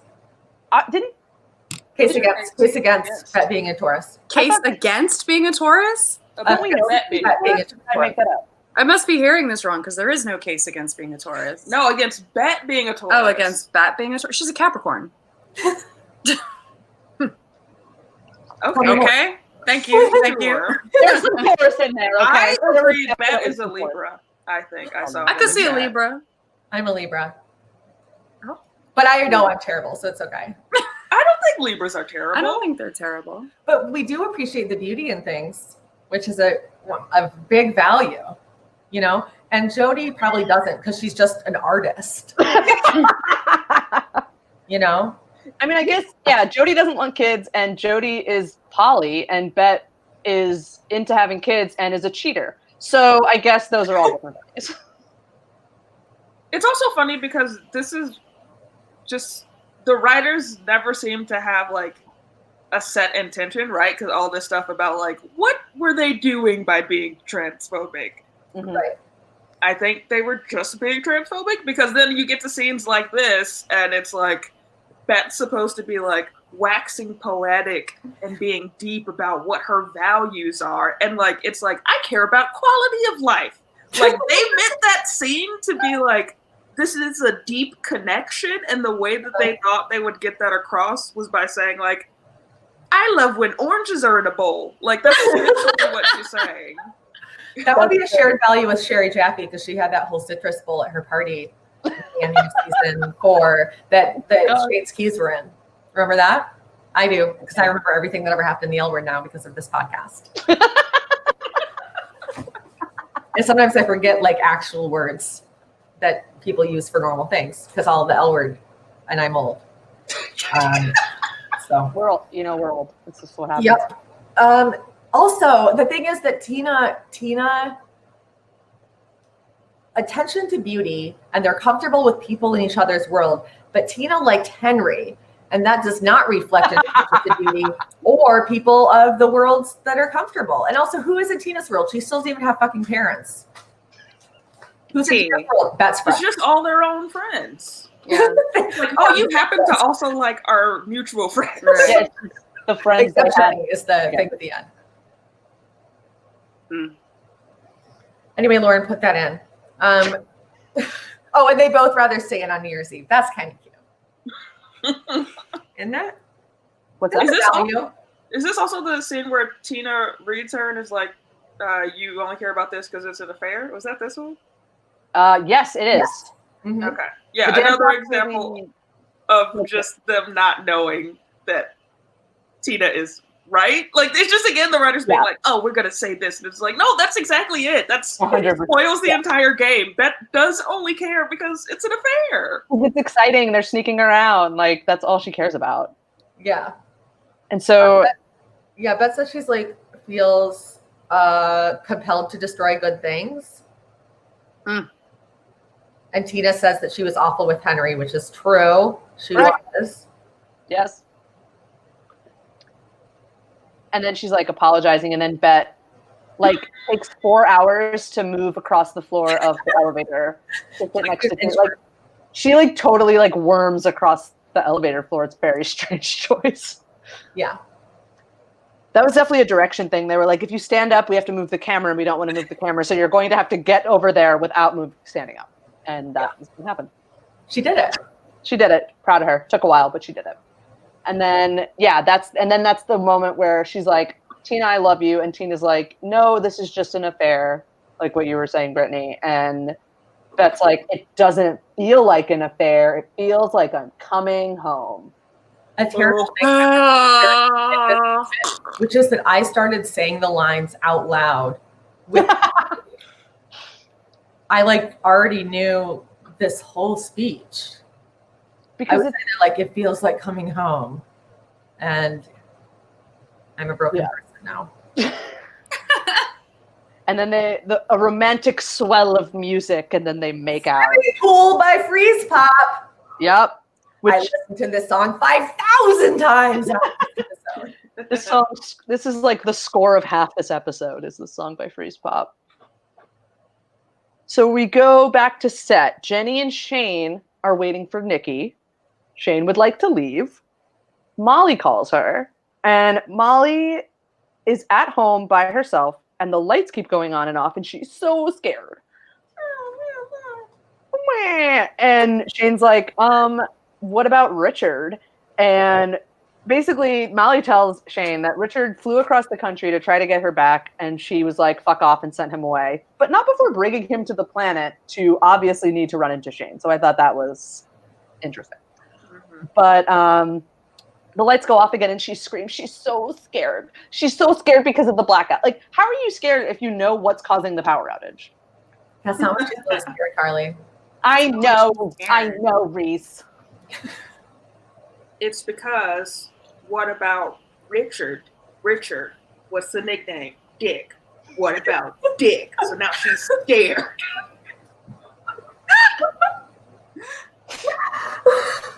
picked the wrong time to take a big drink of water.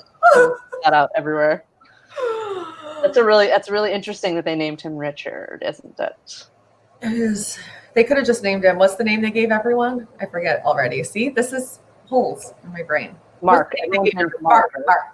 Oh, Carly's a year younger than me. Right. So I'm like very youthful. I knew way more last year than I know now. Incredible. We're all just slowly deteriorating. So we go to this absolutely fucking ridiculous scene. I hate this trope. This is terrible. We're at Shenny's. Adele is standing in the dark, clearly pretending to be Jenny. I don't know how did she orchestrate this? Like how long? How long was she standing there? How did she know Adele would? I mean, clearly she told Adele to go to the house, right? Like I think we can infer that. Or sorry, she told her to come to the set because when Adele shows up, she was like, "Oh, you came." But why did Nikki go to the house then? She was already on her way. I would assume that like she's at home. Like it's a blackout. There are fires going. I would be at home. Shoot. Mm. Well, at any rate, Adele's at Shenny's. She's hiding in the dark, and fucking Nikki comes in. She's like, "Oh my god, this letter was so amazing and like reminded me why I want to be in the film, and I love you." And just full on kisses Adele, and Adele's like, "My plan has worked." I hate it. It's so creepy. It's so creepy. Adele is so scary. Absolutely. And someone in the chat said, "Did Adele kill Jenny?" Yes. Oh yeah, good call. That does feel like the choice that makes the most sense there, for sure. That would have been the final stroke. If Jenny had actually been killed, I think, yeah, it would have been Adele.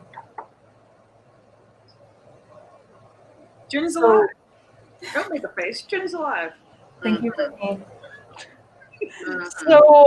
So then, of course, at the exact moment that this happens, the power comes back on.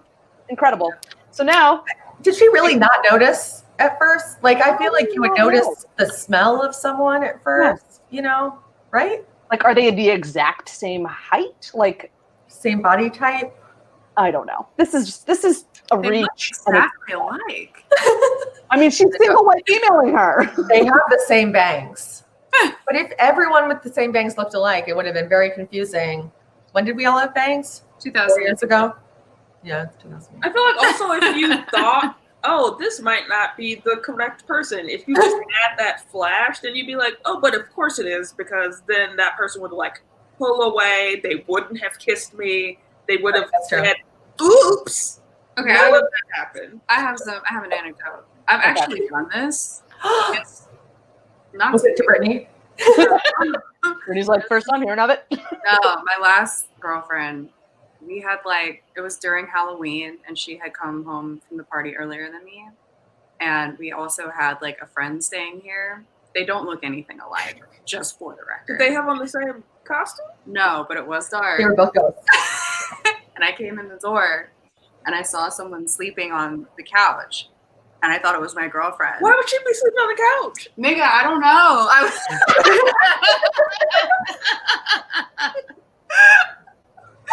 But she was like knocked out, so like it was dark. Were you drunk? Yes. Okay. And I pulled down the cover and I like kissed her. You pulled down. This is not alike at all. And then I looked and I was like, oh my God. Did they wake up? No. No, that just got even worse. I told her in the morning, I was like, girl, I was so drunk last night. I kissed you. And she thought it was hilarious. I don't know. That's my story. So it is possible. It's possible. It's very possible. But like Adele like orchestrated this. Yeah. So get Cerise's couch friend.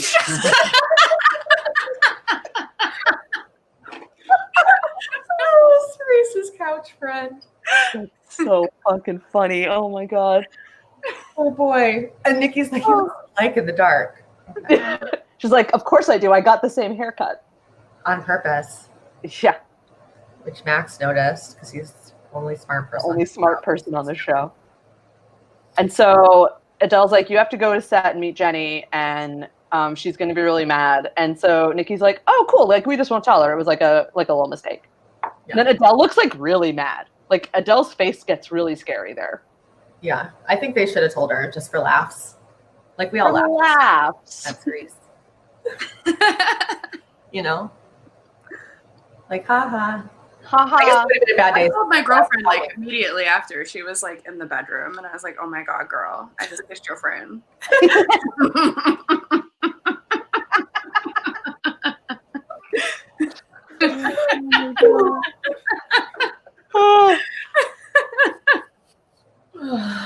So Shane goes to Molly's house, and Molly is holding a candle like it's the olden times. She's like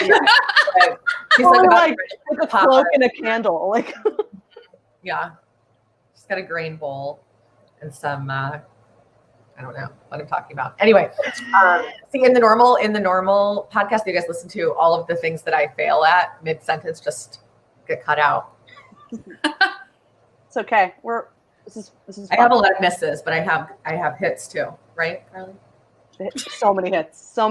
You were so funny, Riese. You were so smart and funny. No, you are. We all are. So she's holding a candle like the olden times. Molly is not scared of the dark. It was all a ruse. She's scared because she wants to fuck Shane. Uh-huh. That would scare me too. Yeah, I'd be terrified. I'd be like, what am I doing? Like, I thought you were afraid of the dark. I hated that whole thing. Mm-hmm. I'm scared because I wanted to fuck you. Oh, you're not a guy. That whole so tired. It felt very 2008. Like, it felt like this is like where we were at in movies and TV shows of like women sleeping with women for the first time. Of like, you're like a guy but different. Yeah. Which is exhausting. We are absolutely past this. But I guess in 2008 we were not. We were honestly probably were past this in 2008, but here we are. Oh, we're doing sunglasses? Why didn't no one tell me we were doing sunglasses? I just saw them on the table and was like, what if I just put these on? Oh, mine are in another room. All right, fine. I don't get sunglasses. So Molly won't shut up because she talks a lot when she's nervous. So she just says like 4,000 things. And they're drinking wine, and she says that Richard thinks she's oddly proportioned. And Shane says, well, Richard's a tool. Fuck Richard.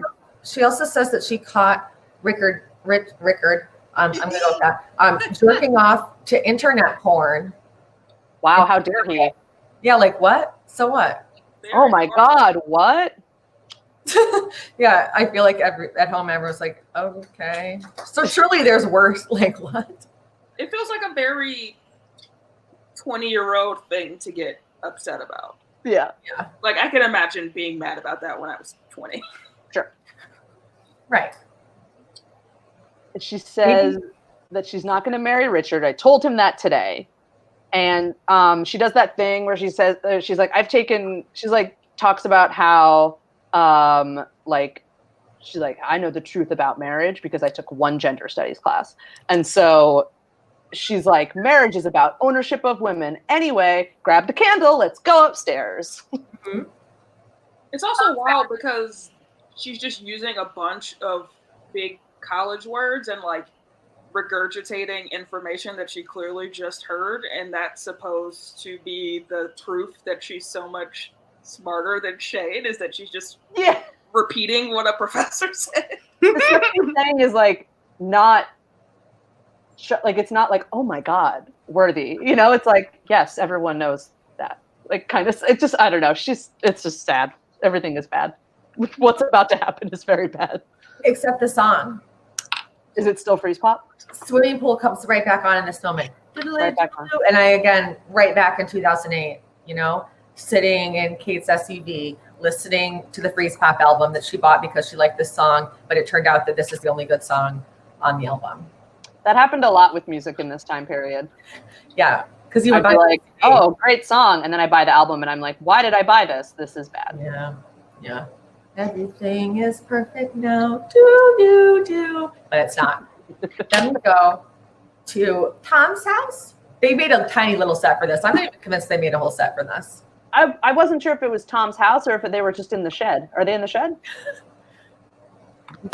Does Max still live in the shed? Does he not allowed to live in the house? Tom made dinner, so Tom could not have made dinner in the shed. Oh, okay, yeah. They gotta be in the shed because those lights. I know, that's what I was thinking about the lights. Like, Yeah. I don't know. Maybe Tom made dinner on Carmen's DJ. I thought they went out to dinner and then they got back to the shed. But I don't know that any of this actually matters because they're silhouetted, it's cool lighting, and they start to make out. Yeah. Someone said Tom lives in a closet at Jody's house. I buy it. I think that's fair. So we get up to Molly's room where she has 400 candles lit. Oh, I love that. Same.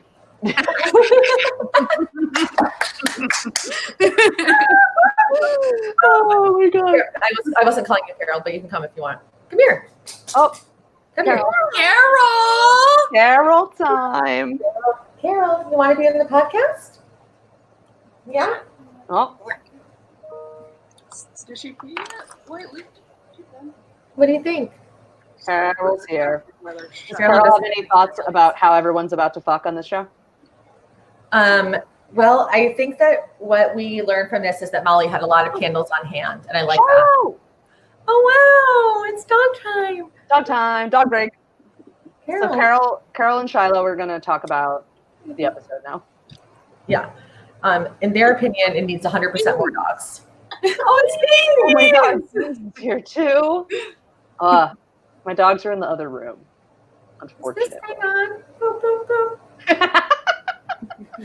That was good, right? Okay. So yeah, this is they start kissing. Then they according to the captions, they start chuckling a lot. And Shane looks at all Molly's trophies. Shane's like, we don't have to have sex, but Molly's like, yeah, we do. But okay, I had one real thing to say, which is that I think this is the first time that we've seen Shane build a friendship with someone before they have sex. Yeah. Mm-hmm. Like they already have a little bit of a rapport, and that's new. Yeah. Yep. And then Shane takes her shirt off, and Molly says, "Weird boobs."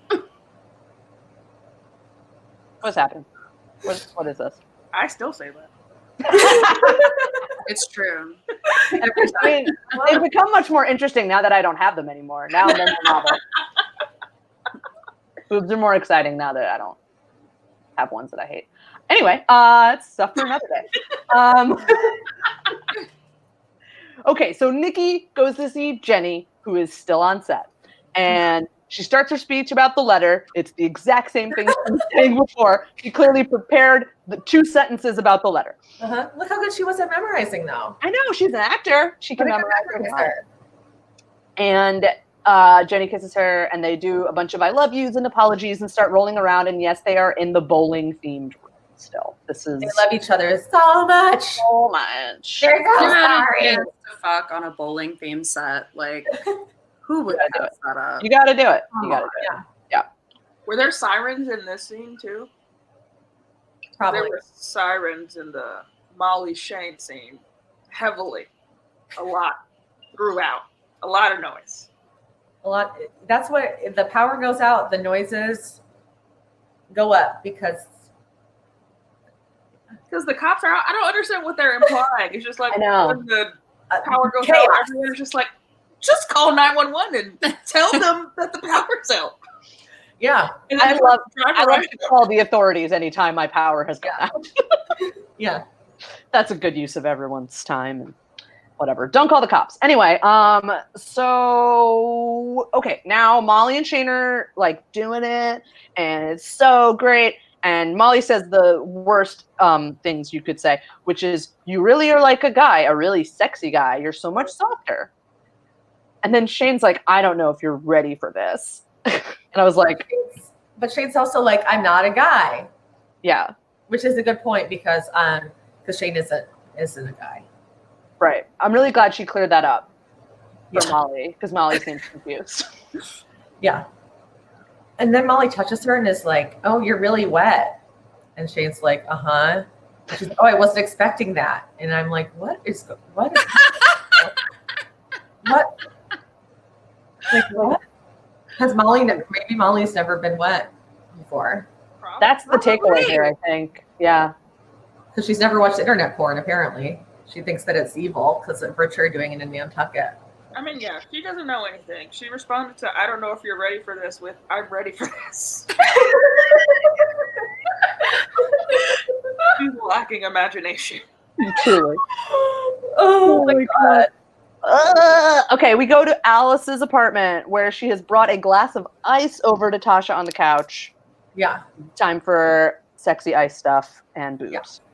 I know, but you know what she doesn't do? What? I mean, before we start talking about the cool stuff that they do is that what she doesn't do, but she could have done is put ice in Tasha's butthole, or Tasha could have put ice in her butthole, and that hits you from the ground up like this. That's escalating things so quickly, Reese. Yeah, that's true. Yeah, we don't know that they didn't do that. The scene just, blacked out. Right. We don't know. Right. That is true. They probably don't know what's on the cutting room floor, as they say. That's what 6 p.m. looks like to me, is an ice cube in the butthole. Hot ice. All right. And it sounds like sirens. Maybe they tried and it was just so hot that it would melt before it got to the butthole. Yeah. That's probably what happened. They probably tried. Have you ever tried that, Reese? Does it work?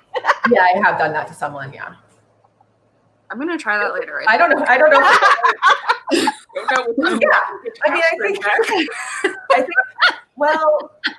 I think that with the main thing that it did, the most important thing that it did is that it was really funny. I strive for funny in my sex life. Yeah, we got a good laugh out of it. Yeah. And now I'm getting more laughs out of it right now. Yeah. I didn't have an ice cream in my butthole, just to be clear. Ah. I put it in someone else's butthole. So I was laughing the whole time. They were laughing. Everyone had a nice time. Everyone was having fun. It's great. It was really hot. And we didn't have air conditioning, and it was like 100 degrees. So we had to be creative.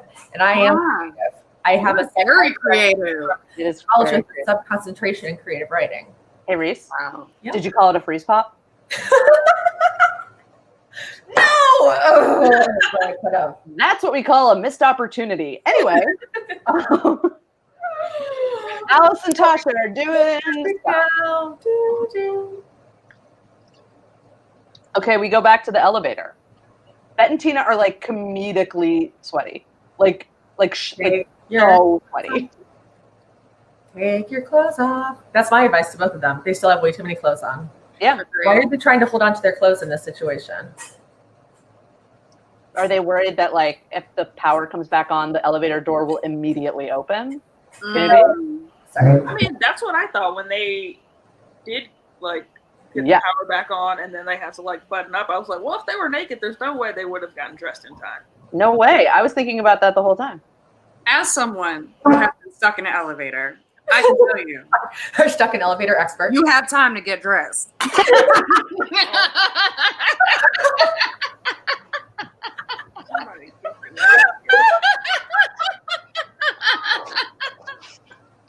I can't. Oh, it's too good. Oh, God. I guess we should note that I wrote Tina's getting fucked good, and so I think, and it's important. Everyone's having sex. Everyone's having a nice time. It's very sexy. So sexy. It's just a lot of sexy sex. Sexy sex. This is the part that made me horny.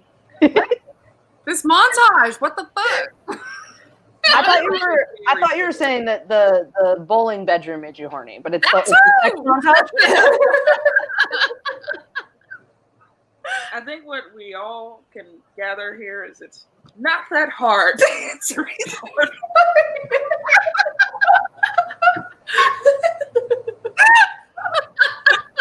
Elevators, someone on the couch. All of it. My God.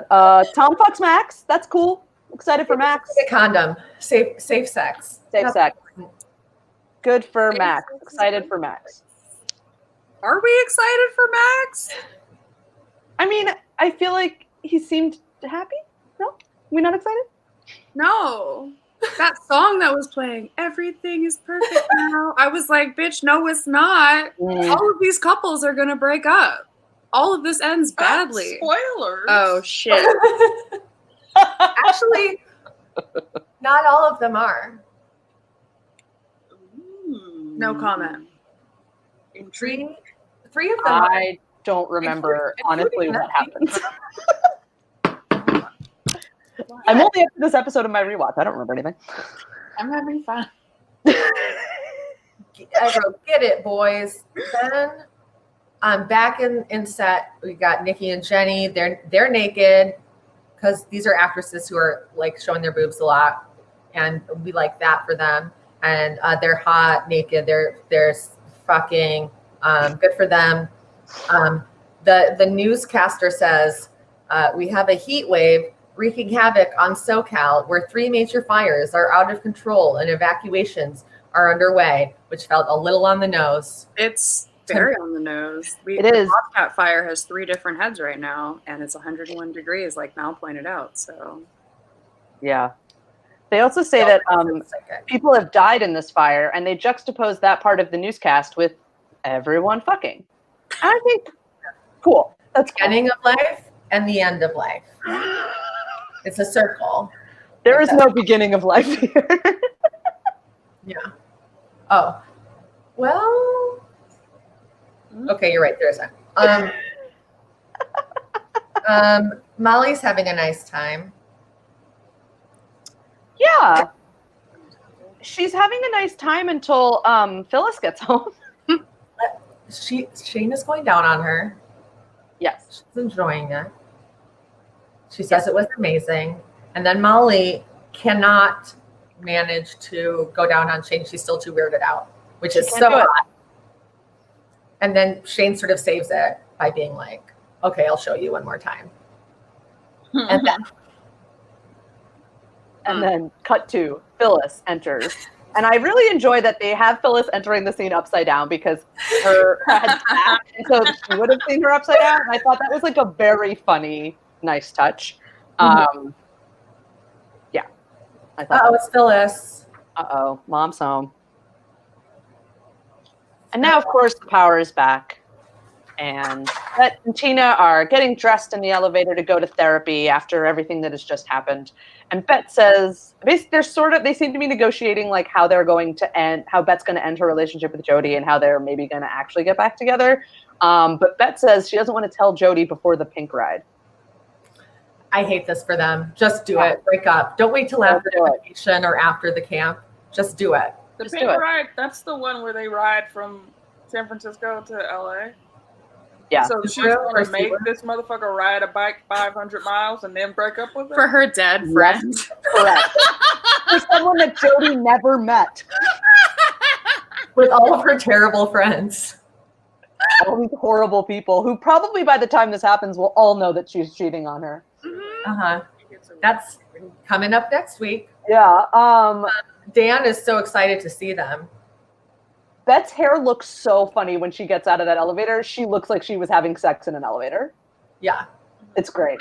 And he's like, anyone traumatized? And it's like, yeah. Yeah. That's a weird question, and he had weird energy. Such weird energy. He had the energy of someone who was not at all doing anything to try to get them off the elevator, but then was lying and saying, oh my God, we were so worried. We were trying so hard to get you guys out of there. And I was like, the clock thinking 1 minute less I have to spend with them, 2 minutes less I have to spend with them. Is he billing them for the time they were in the elevator? I think he is. Absolutely. Yeah. Absolutely. Yeah. Yeah. He's kind of LA? I feel like it was one of those things where they had to shoot it like 5 times of just being like, okay, now they just got off the elevator. You don't know what they were doing, but you were stressed out. Okay, go. And he just kept not getting it. No, nothing.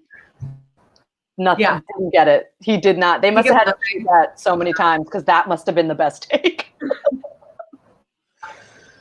Anyway, Jody's going to be traumatized, so I hope she's got a different type of therapist. We go back to Molly's, where Phyllis says that Shane is beneath her. Get it?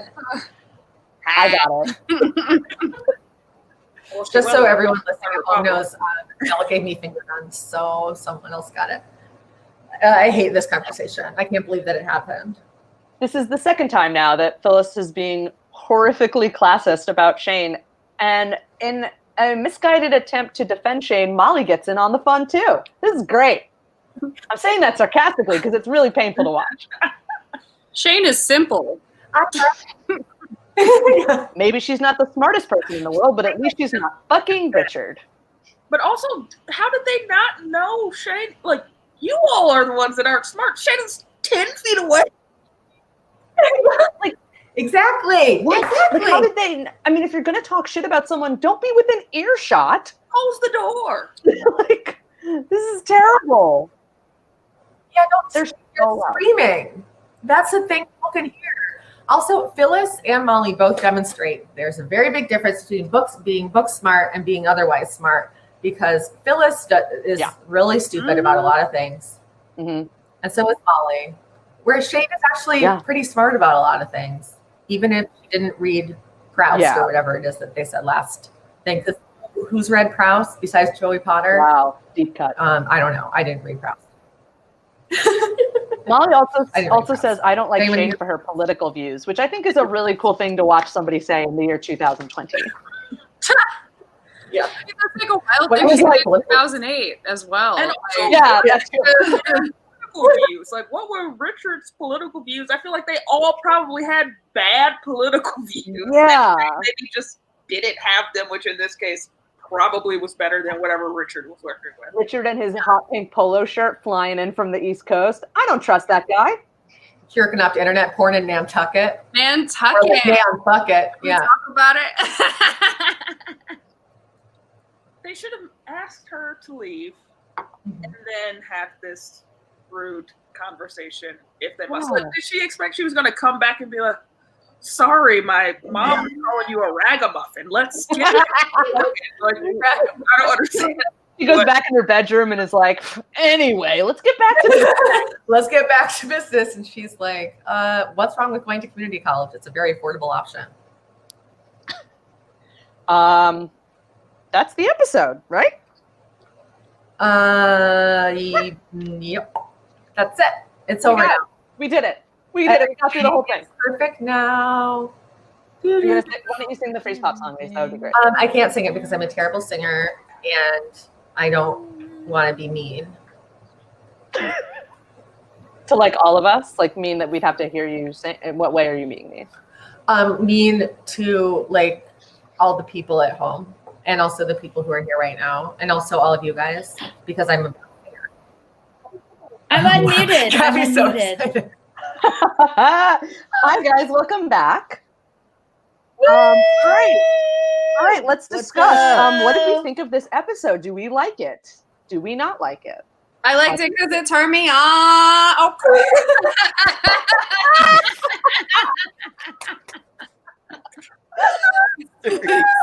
Oh my god.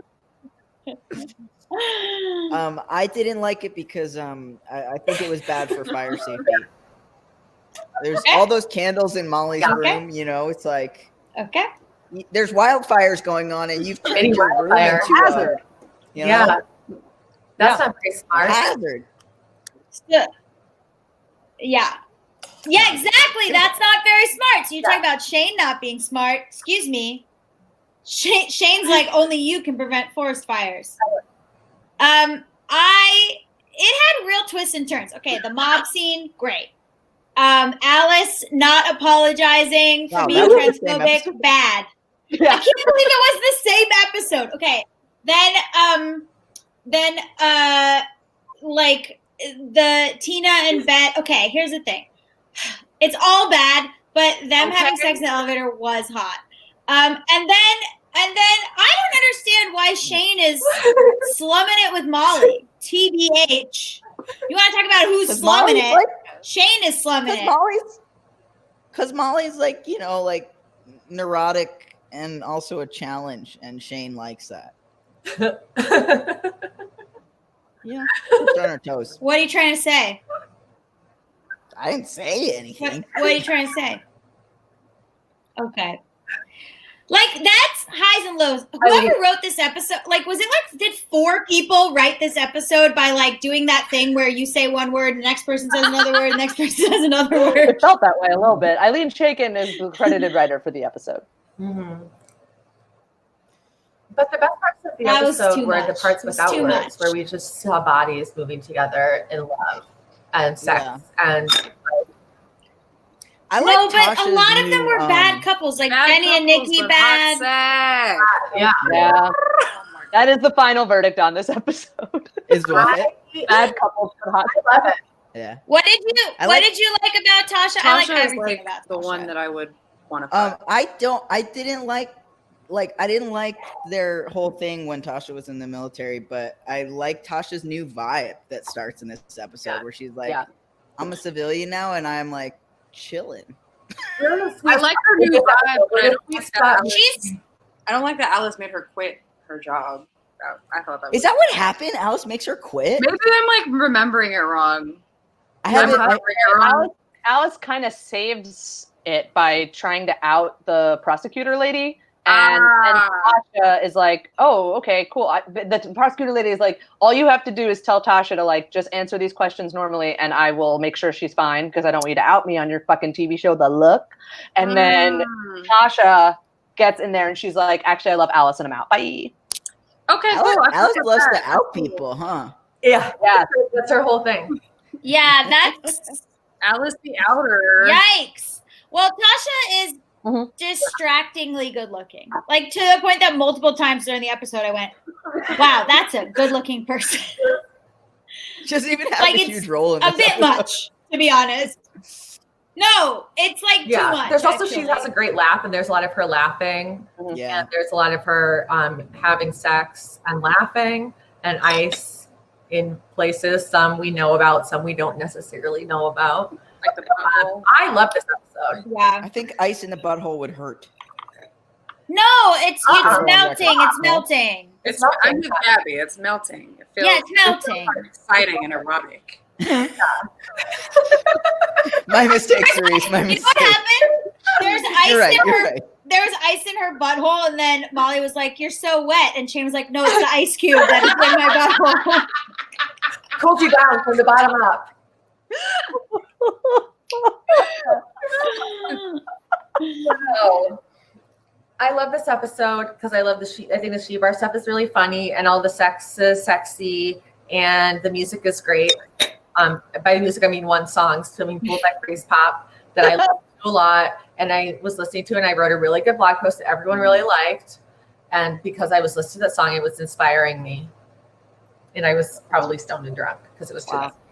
Every time I hear a song used, like whenever I'm rewatching stuff now, like as an adult musician, I'm always like, that is so interesting that they reused the same music cue over and over. And then I'm like, how much did Freeze Pop get paid for that? Because they used them like kind of in the foreground of the show. Yeah, that's them probably taking advantage of like how much somebody's friend or something. Yeah, or like it's like when you do like isn't there like usually part of those contracts is like how much of the song you can use, like time wise? So like somehow they were able to get like a large number of minutes. Well, in my film, which is about Nice, Barley, Sal, Cerise, and Brittany. We don't change Brittany's name at all. Brittany's name, no change. We will be using all of Mal Blum's Pity Boy. I change everyone's name. I change my own name. Brittany stays Brittany. With an I? Yes, with an I. Spelled the same. Wait, are we supposed to be answering questions that Lauren was going to gather? No. The questions are in the ask the question box. We were originally going to answer them if we had like a few minutes when we were gonna like switch over between our guests, but that didn't happen because it was so seamless. So we just have 20 unanswered questions. Lauren, I can answer them fast. Want me to answer them quickly? Fire, Gaby. I think Gaby should answer the questions that were sent in. Yes. Did you fuck all night before you told her I was the love of your life this morning? Yes. Would really love to know if any of you guys thought the speed of maxing up with Tom was weird. No. Have any of you listened to Alicia and Kate's podcast Pants? And if so, do you have any thoughts about it? I have not. No, Eileen Shaken, will you invite Riese to your pool? There can be birding, food included. Yeah. Yes. Of all the steamy sex scenes in this ep, which do you find the hottest? Tina and Bette, I'm really sorry. Whoa, controversial. Okay. Wow. Can we bring Lee Colby back in Gen Q, a queer transfer for Portland since Stumptown got canceled? Absolutely. Fuck this canceling of Stumptown. Does anyone else think if Angela Robinson directed this ep, she would do the mafia table scene like the poker scene in Lucky Be a Lady season 4? Still love Rose Chosey though. Angela Robinson is amazing. If you guys haven't seen Marsden, Professor Marsden and the Wonder Women, that movie is it. What a horny film. Did anyone else forget how much of a bummer this episode was? Yes. Why don't people fuck their hot girlfriends? Truly a mystery. Do you think Jenny legit does not figure out Adele's scamminess, or does she just not recognize the extent to which the scamminess is serving Adele instead of Jenny? I don't think Jenny notices anyone but Jenny. Yeah. How can you talk about Jenny's legs without admitting they are always in dirty tights? Why do you hate dirty tights?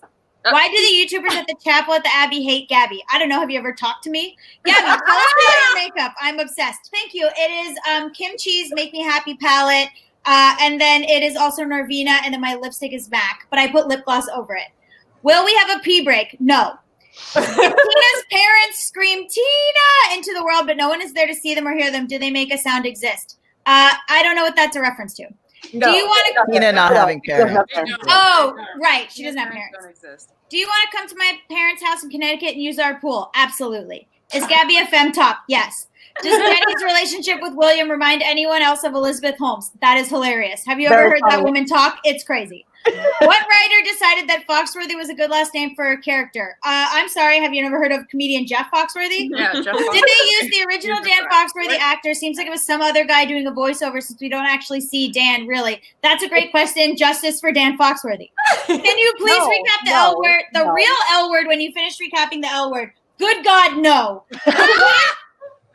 What is the ship name for Gaby and Mal? Don't say it. Mabby. Maybe. Wasn't it Glum Baby? Baby Glum? No. I hate that one. I knew you were going to say it. Baby Glum! Wow. Please don't make that count. Nailed it. Wow, that was rapid. That was a great job, Gaby. Thank you. Yeah. Thank you. Somebody wrote, how much coffee is in that goblet? It's red wine. It's even better. Want to read recaps of the real L word that I spent insane amounts of time on several decades ago. They exist on honestdraw.com. I don't think I could get through a podcast where we had to recap the real L word. I don't think I have it in my. I think when this is done, we shouldn't talk. We'll probably do something else, but it won't be that.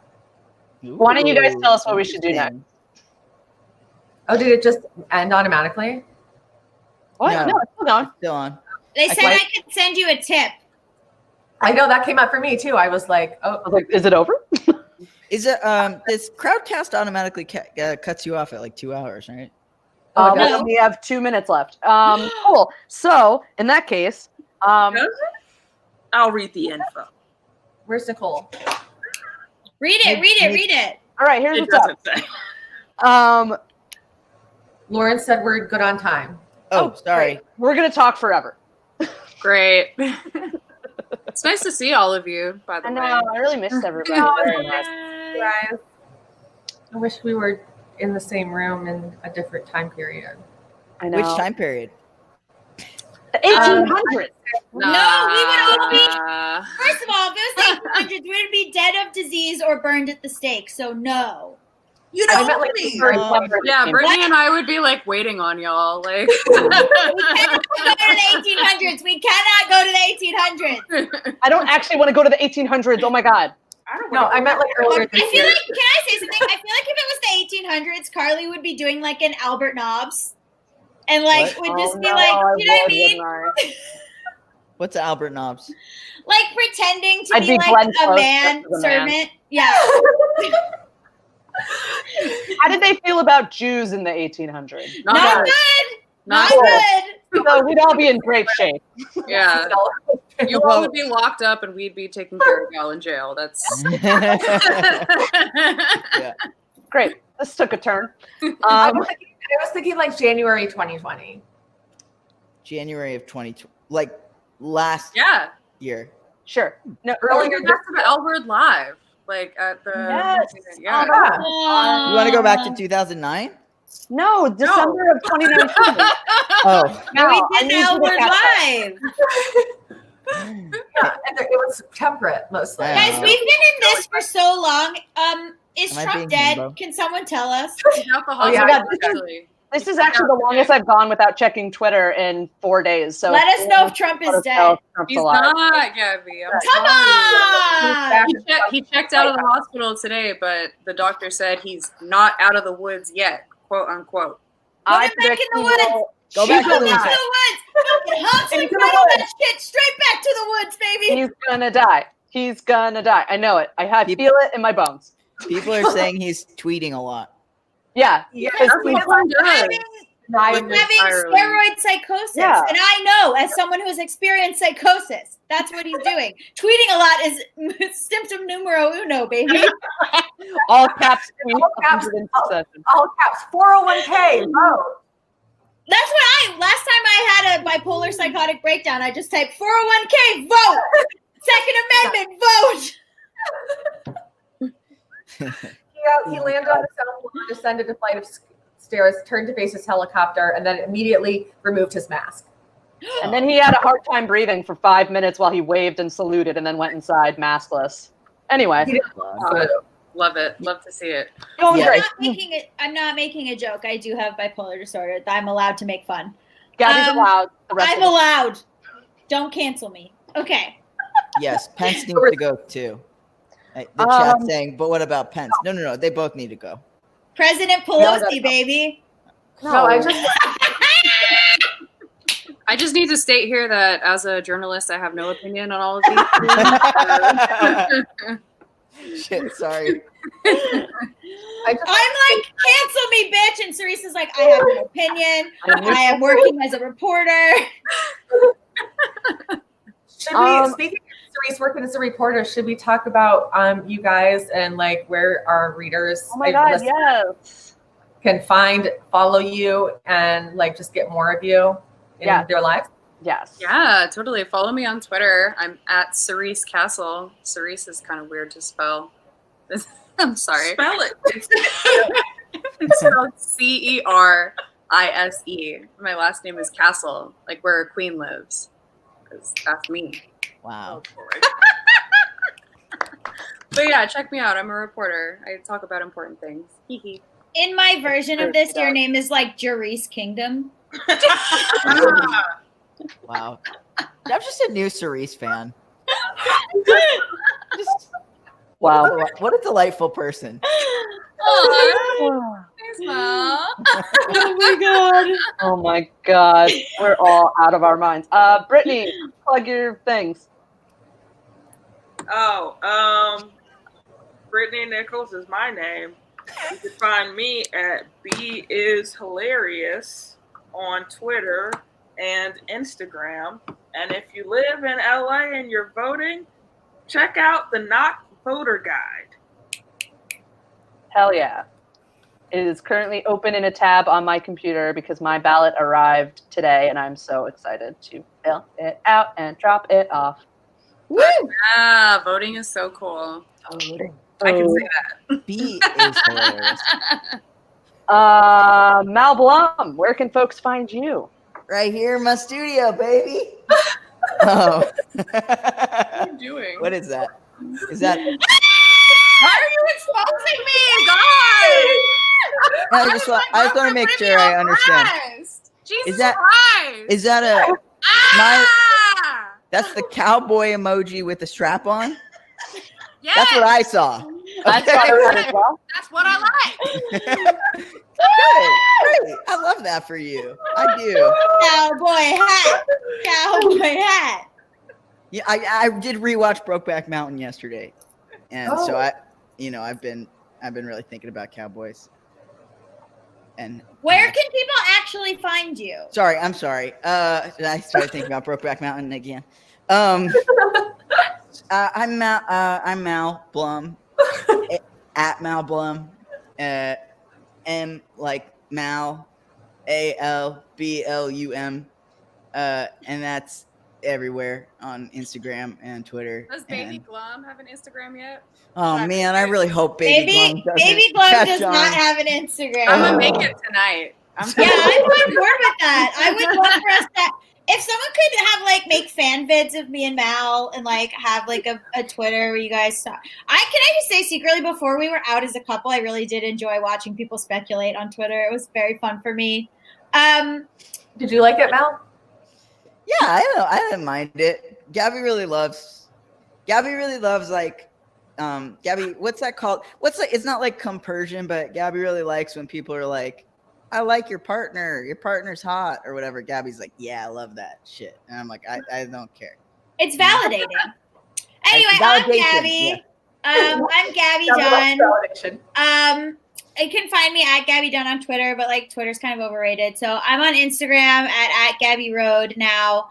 And I had a show come out September 24th on Audible and called Apocalypse Untreated, and Brittani wrote it with me.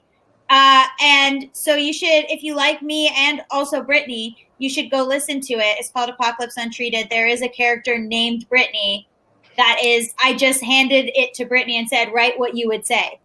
So enjoy that.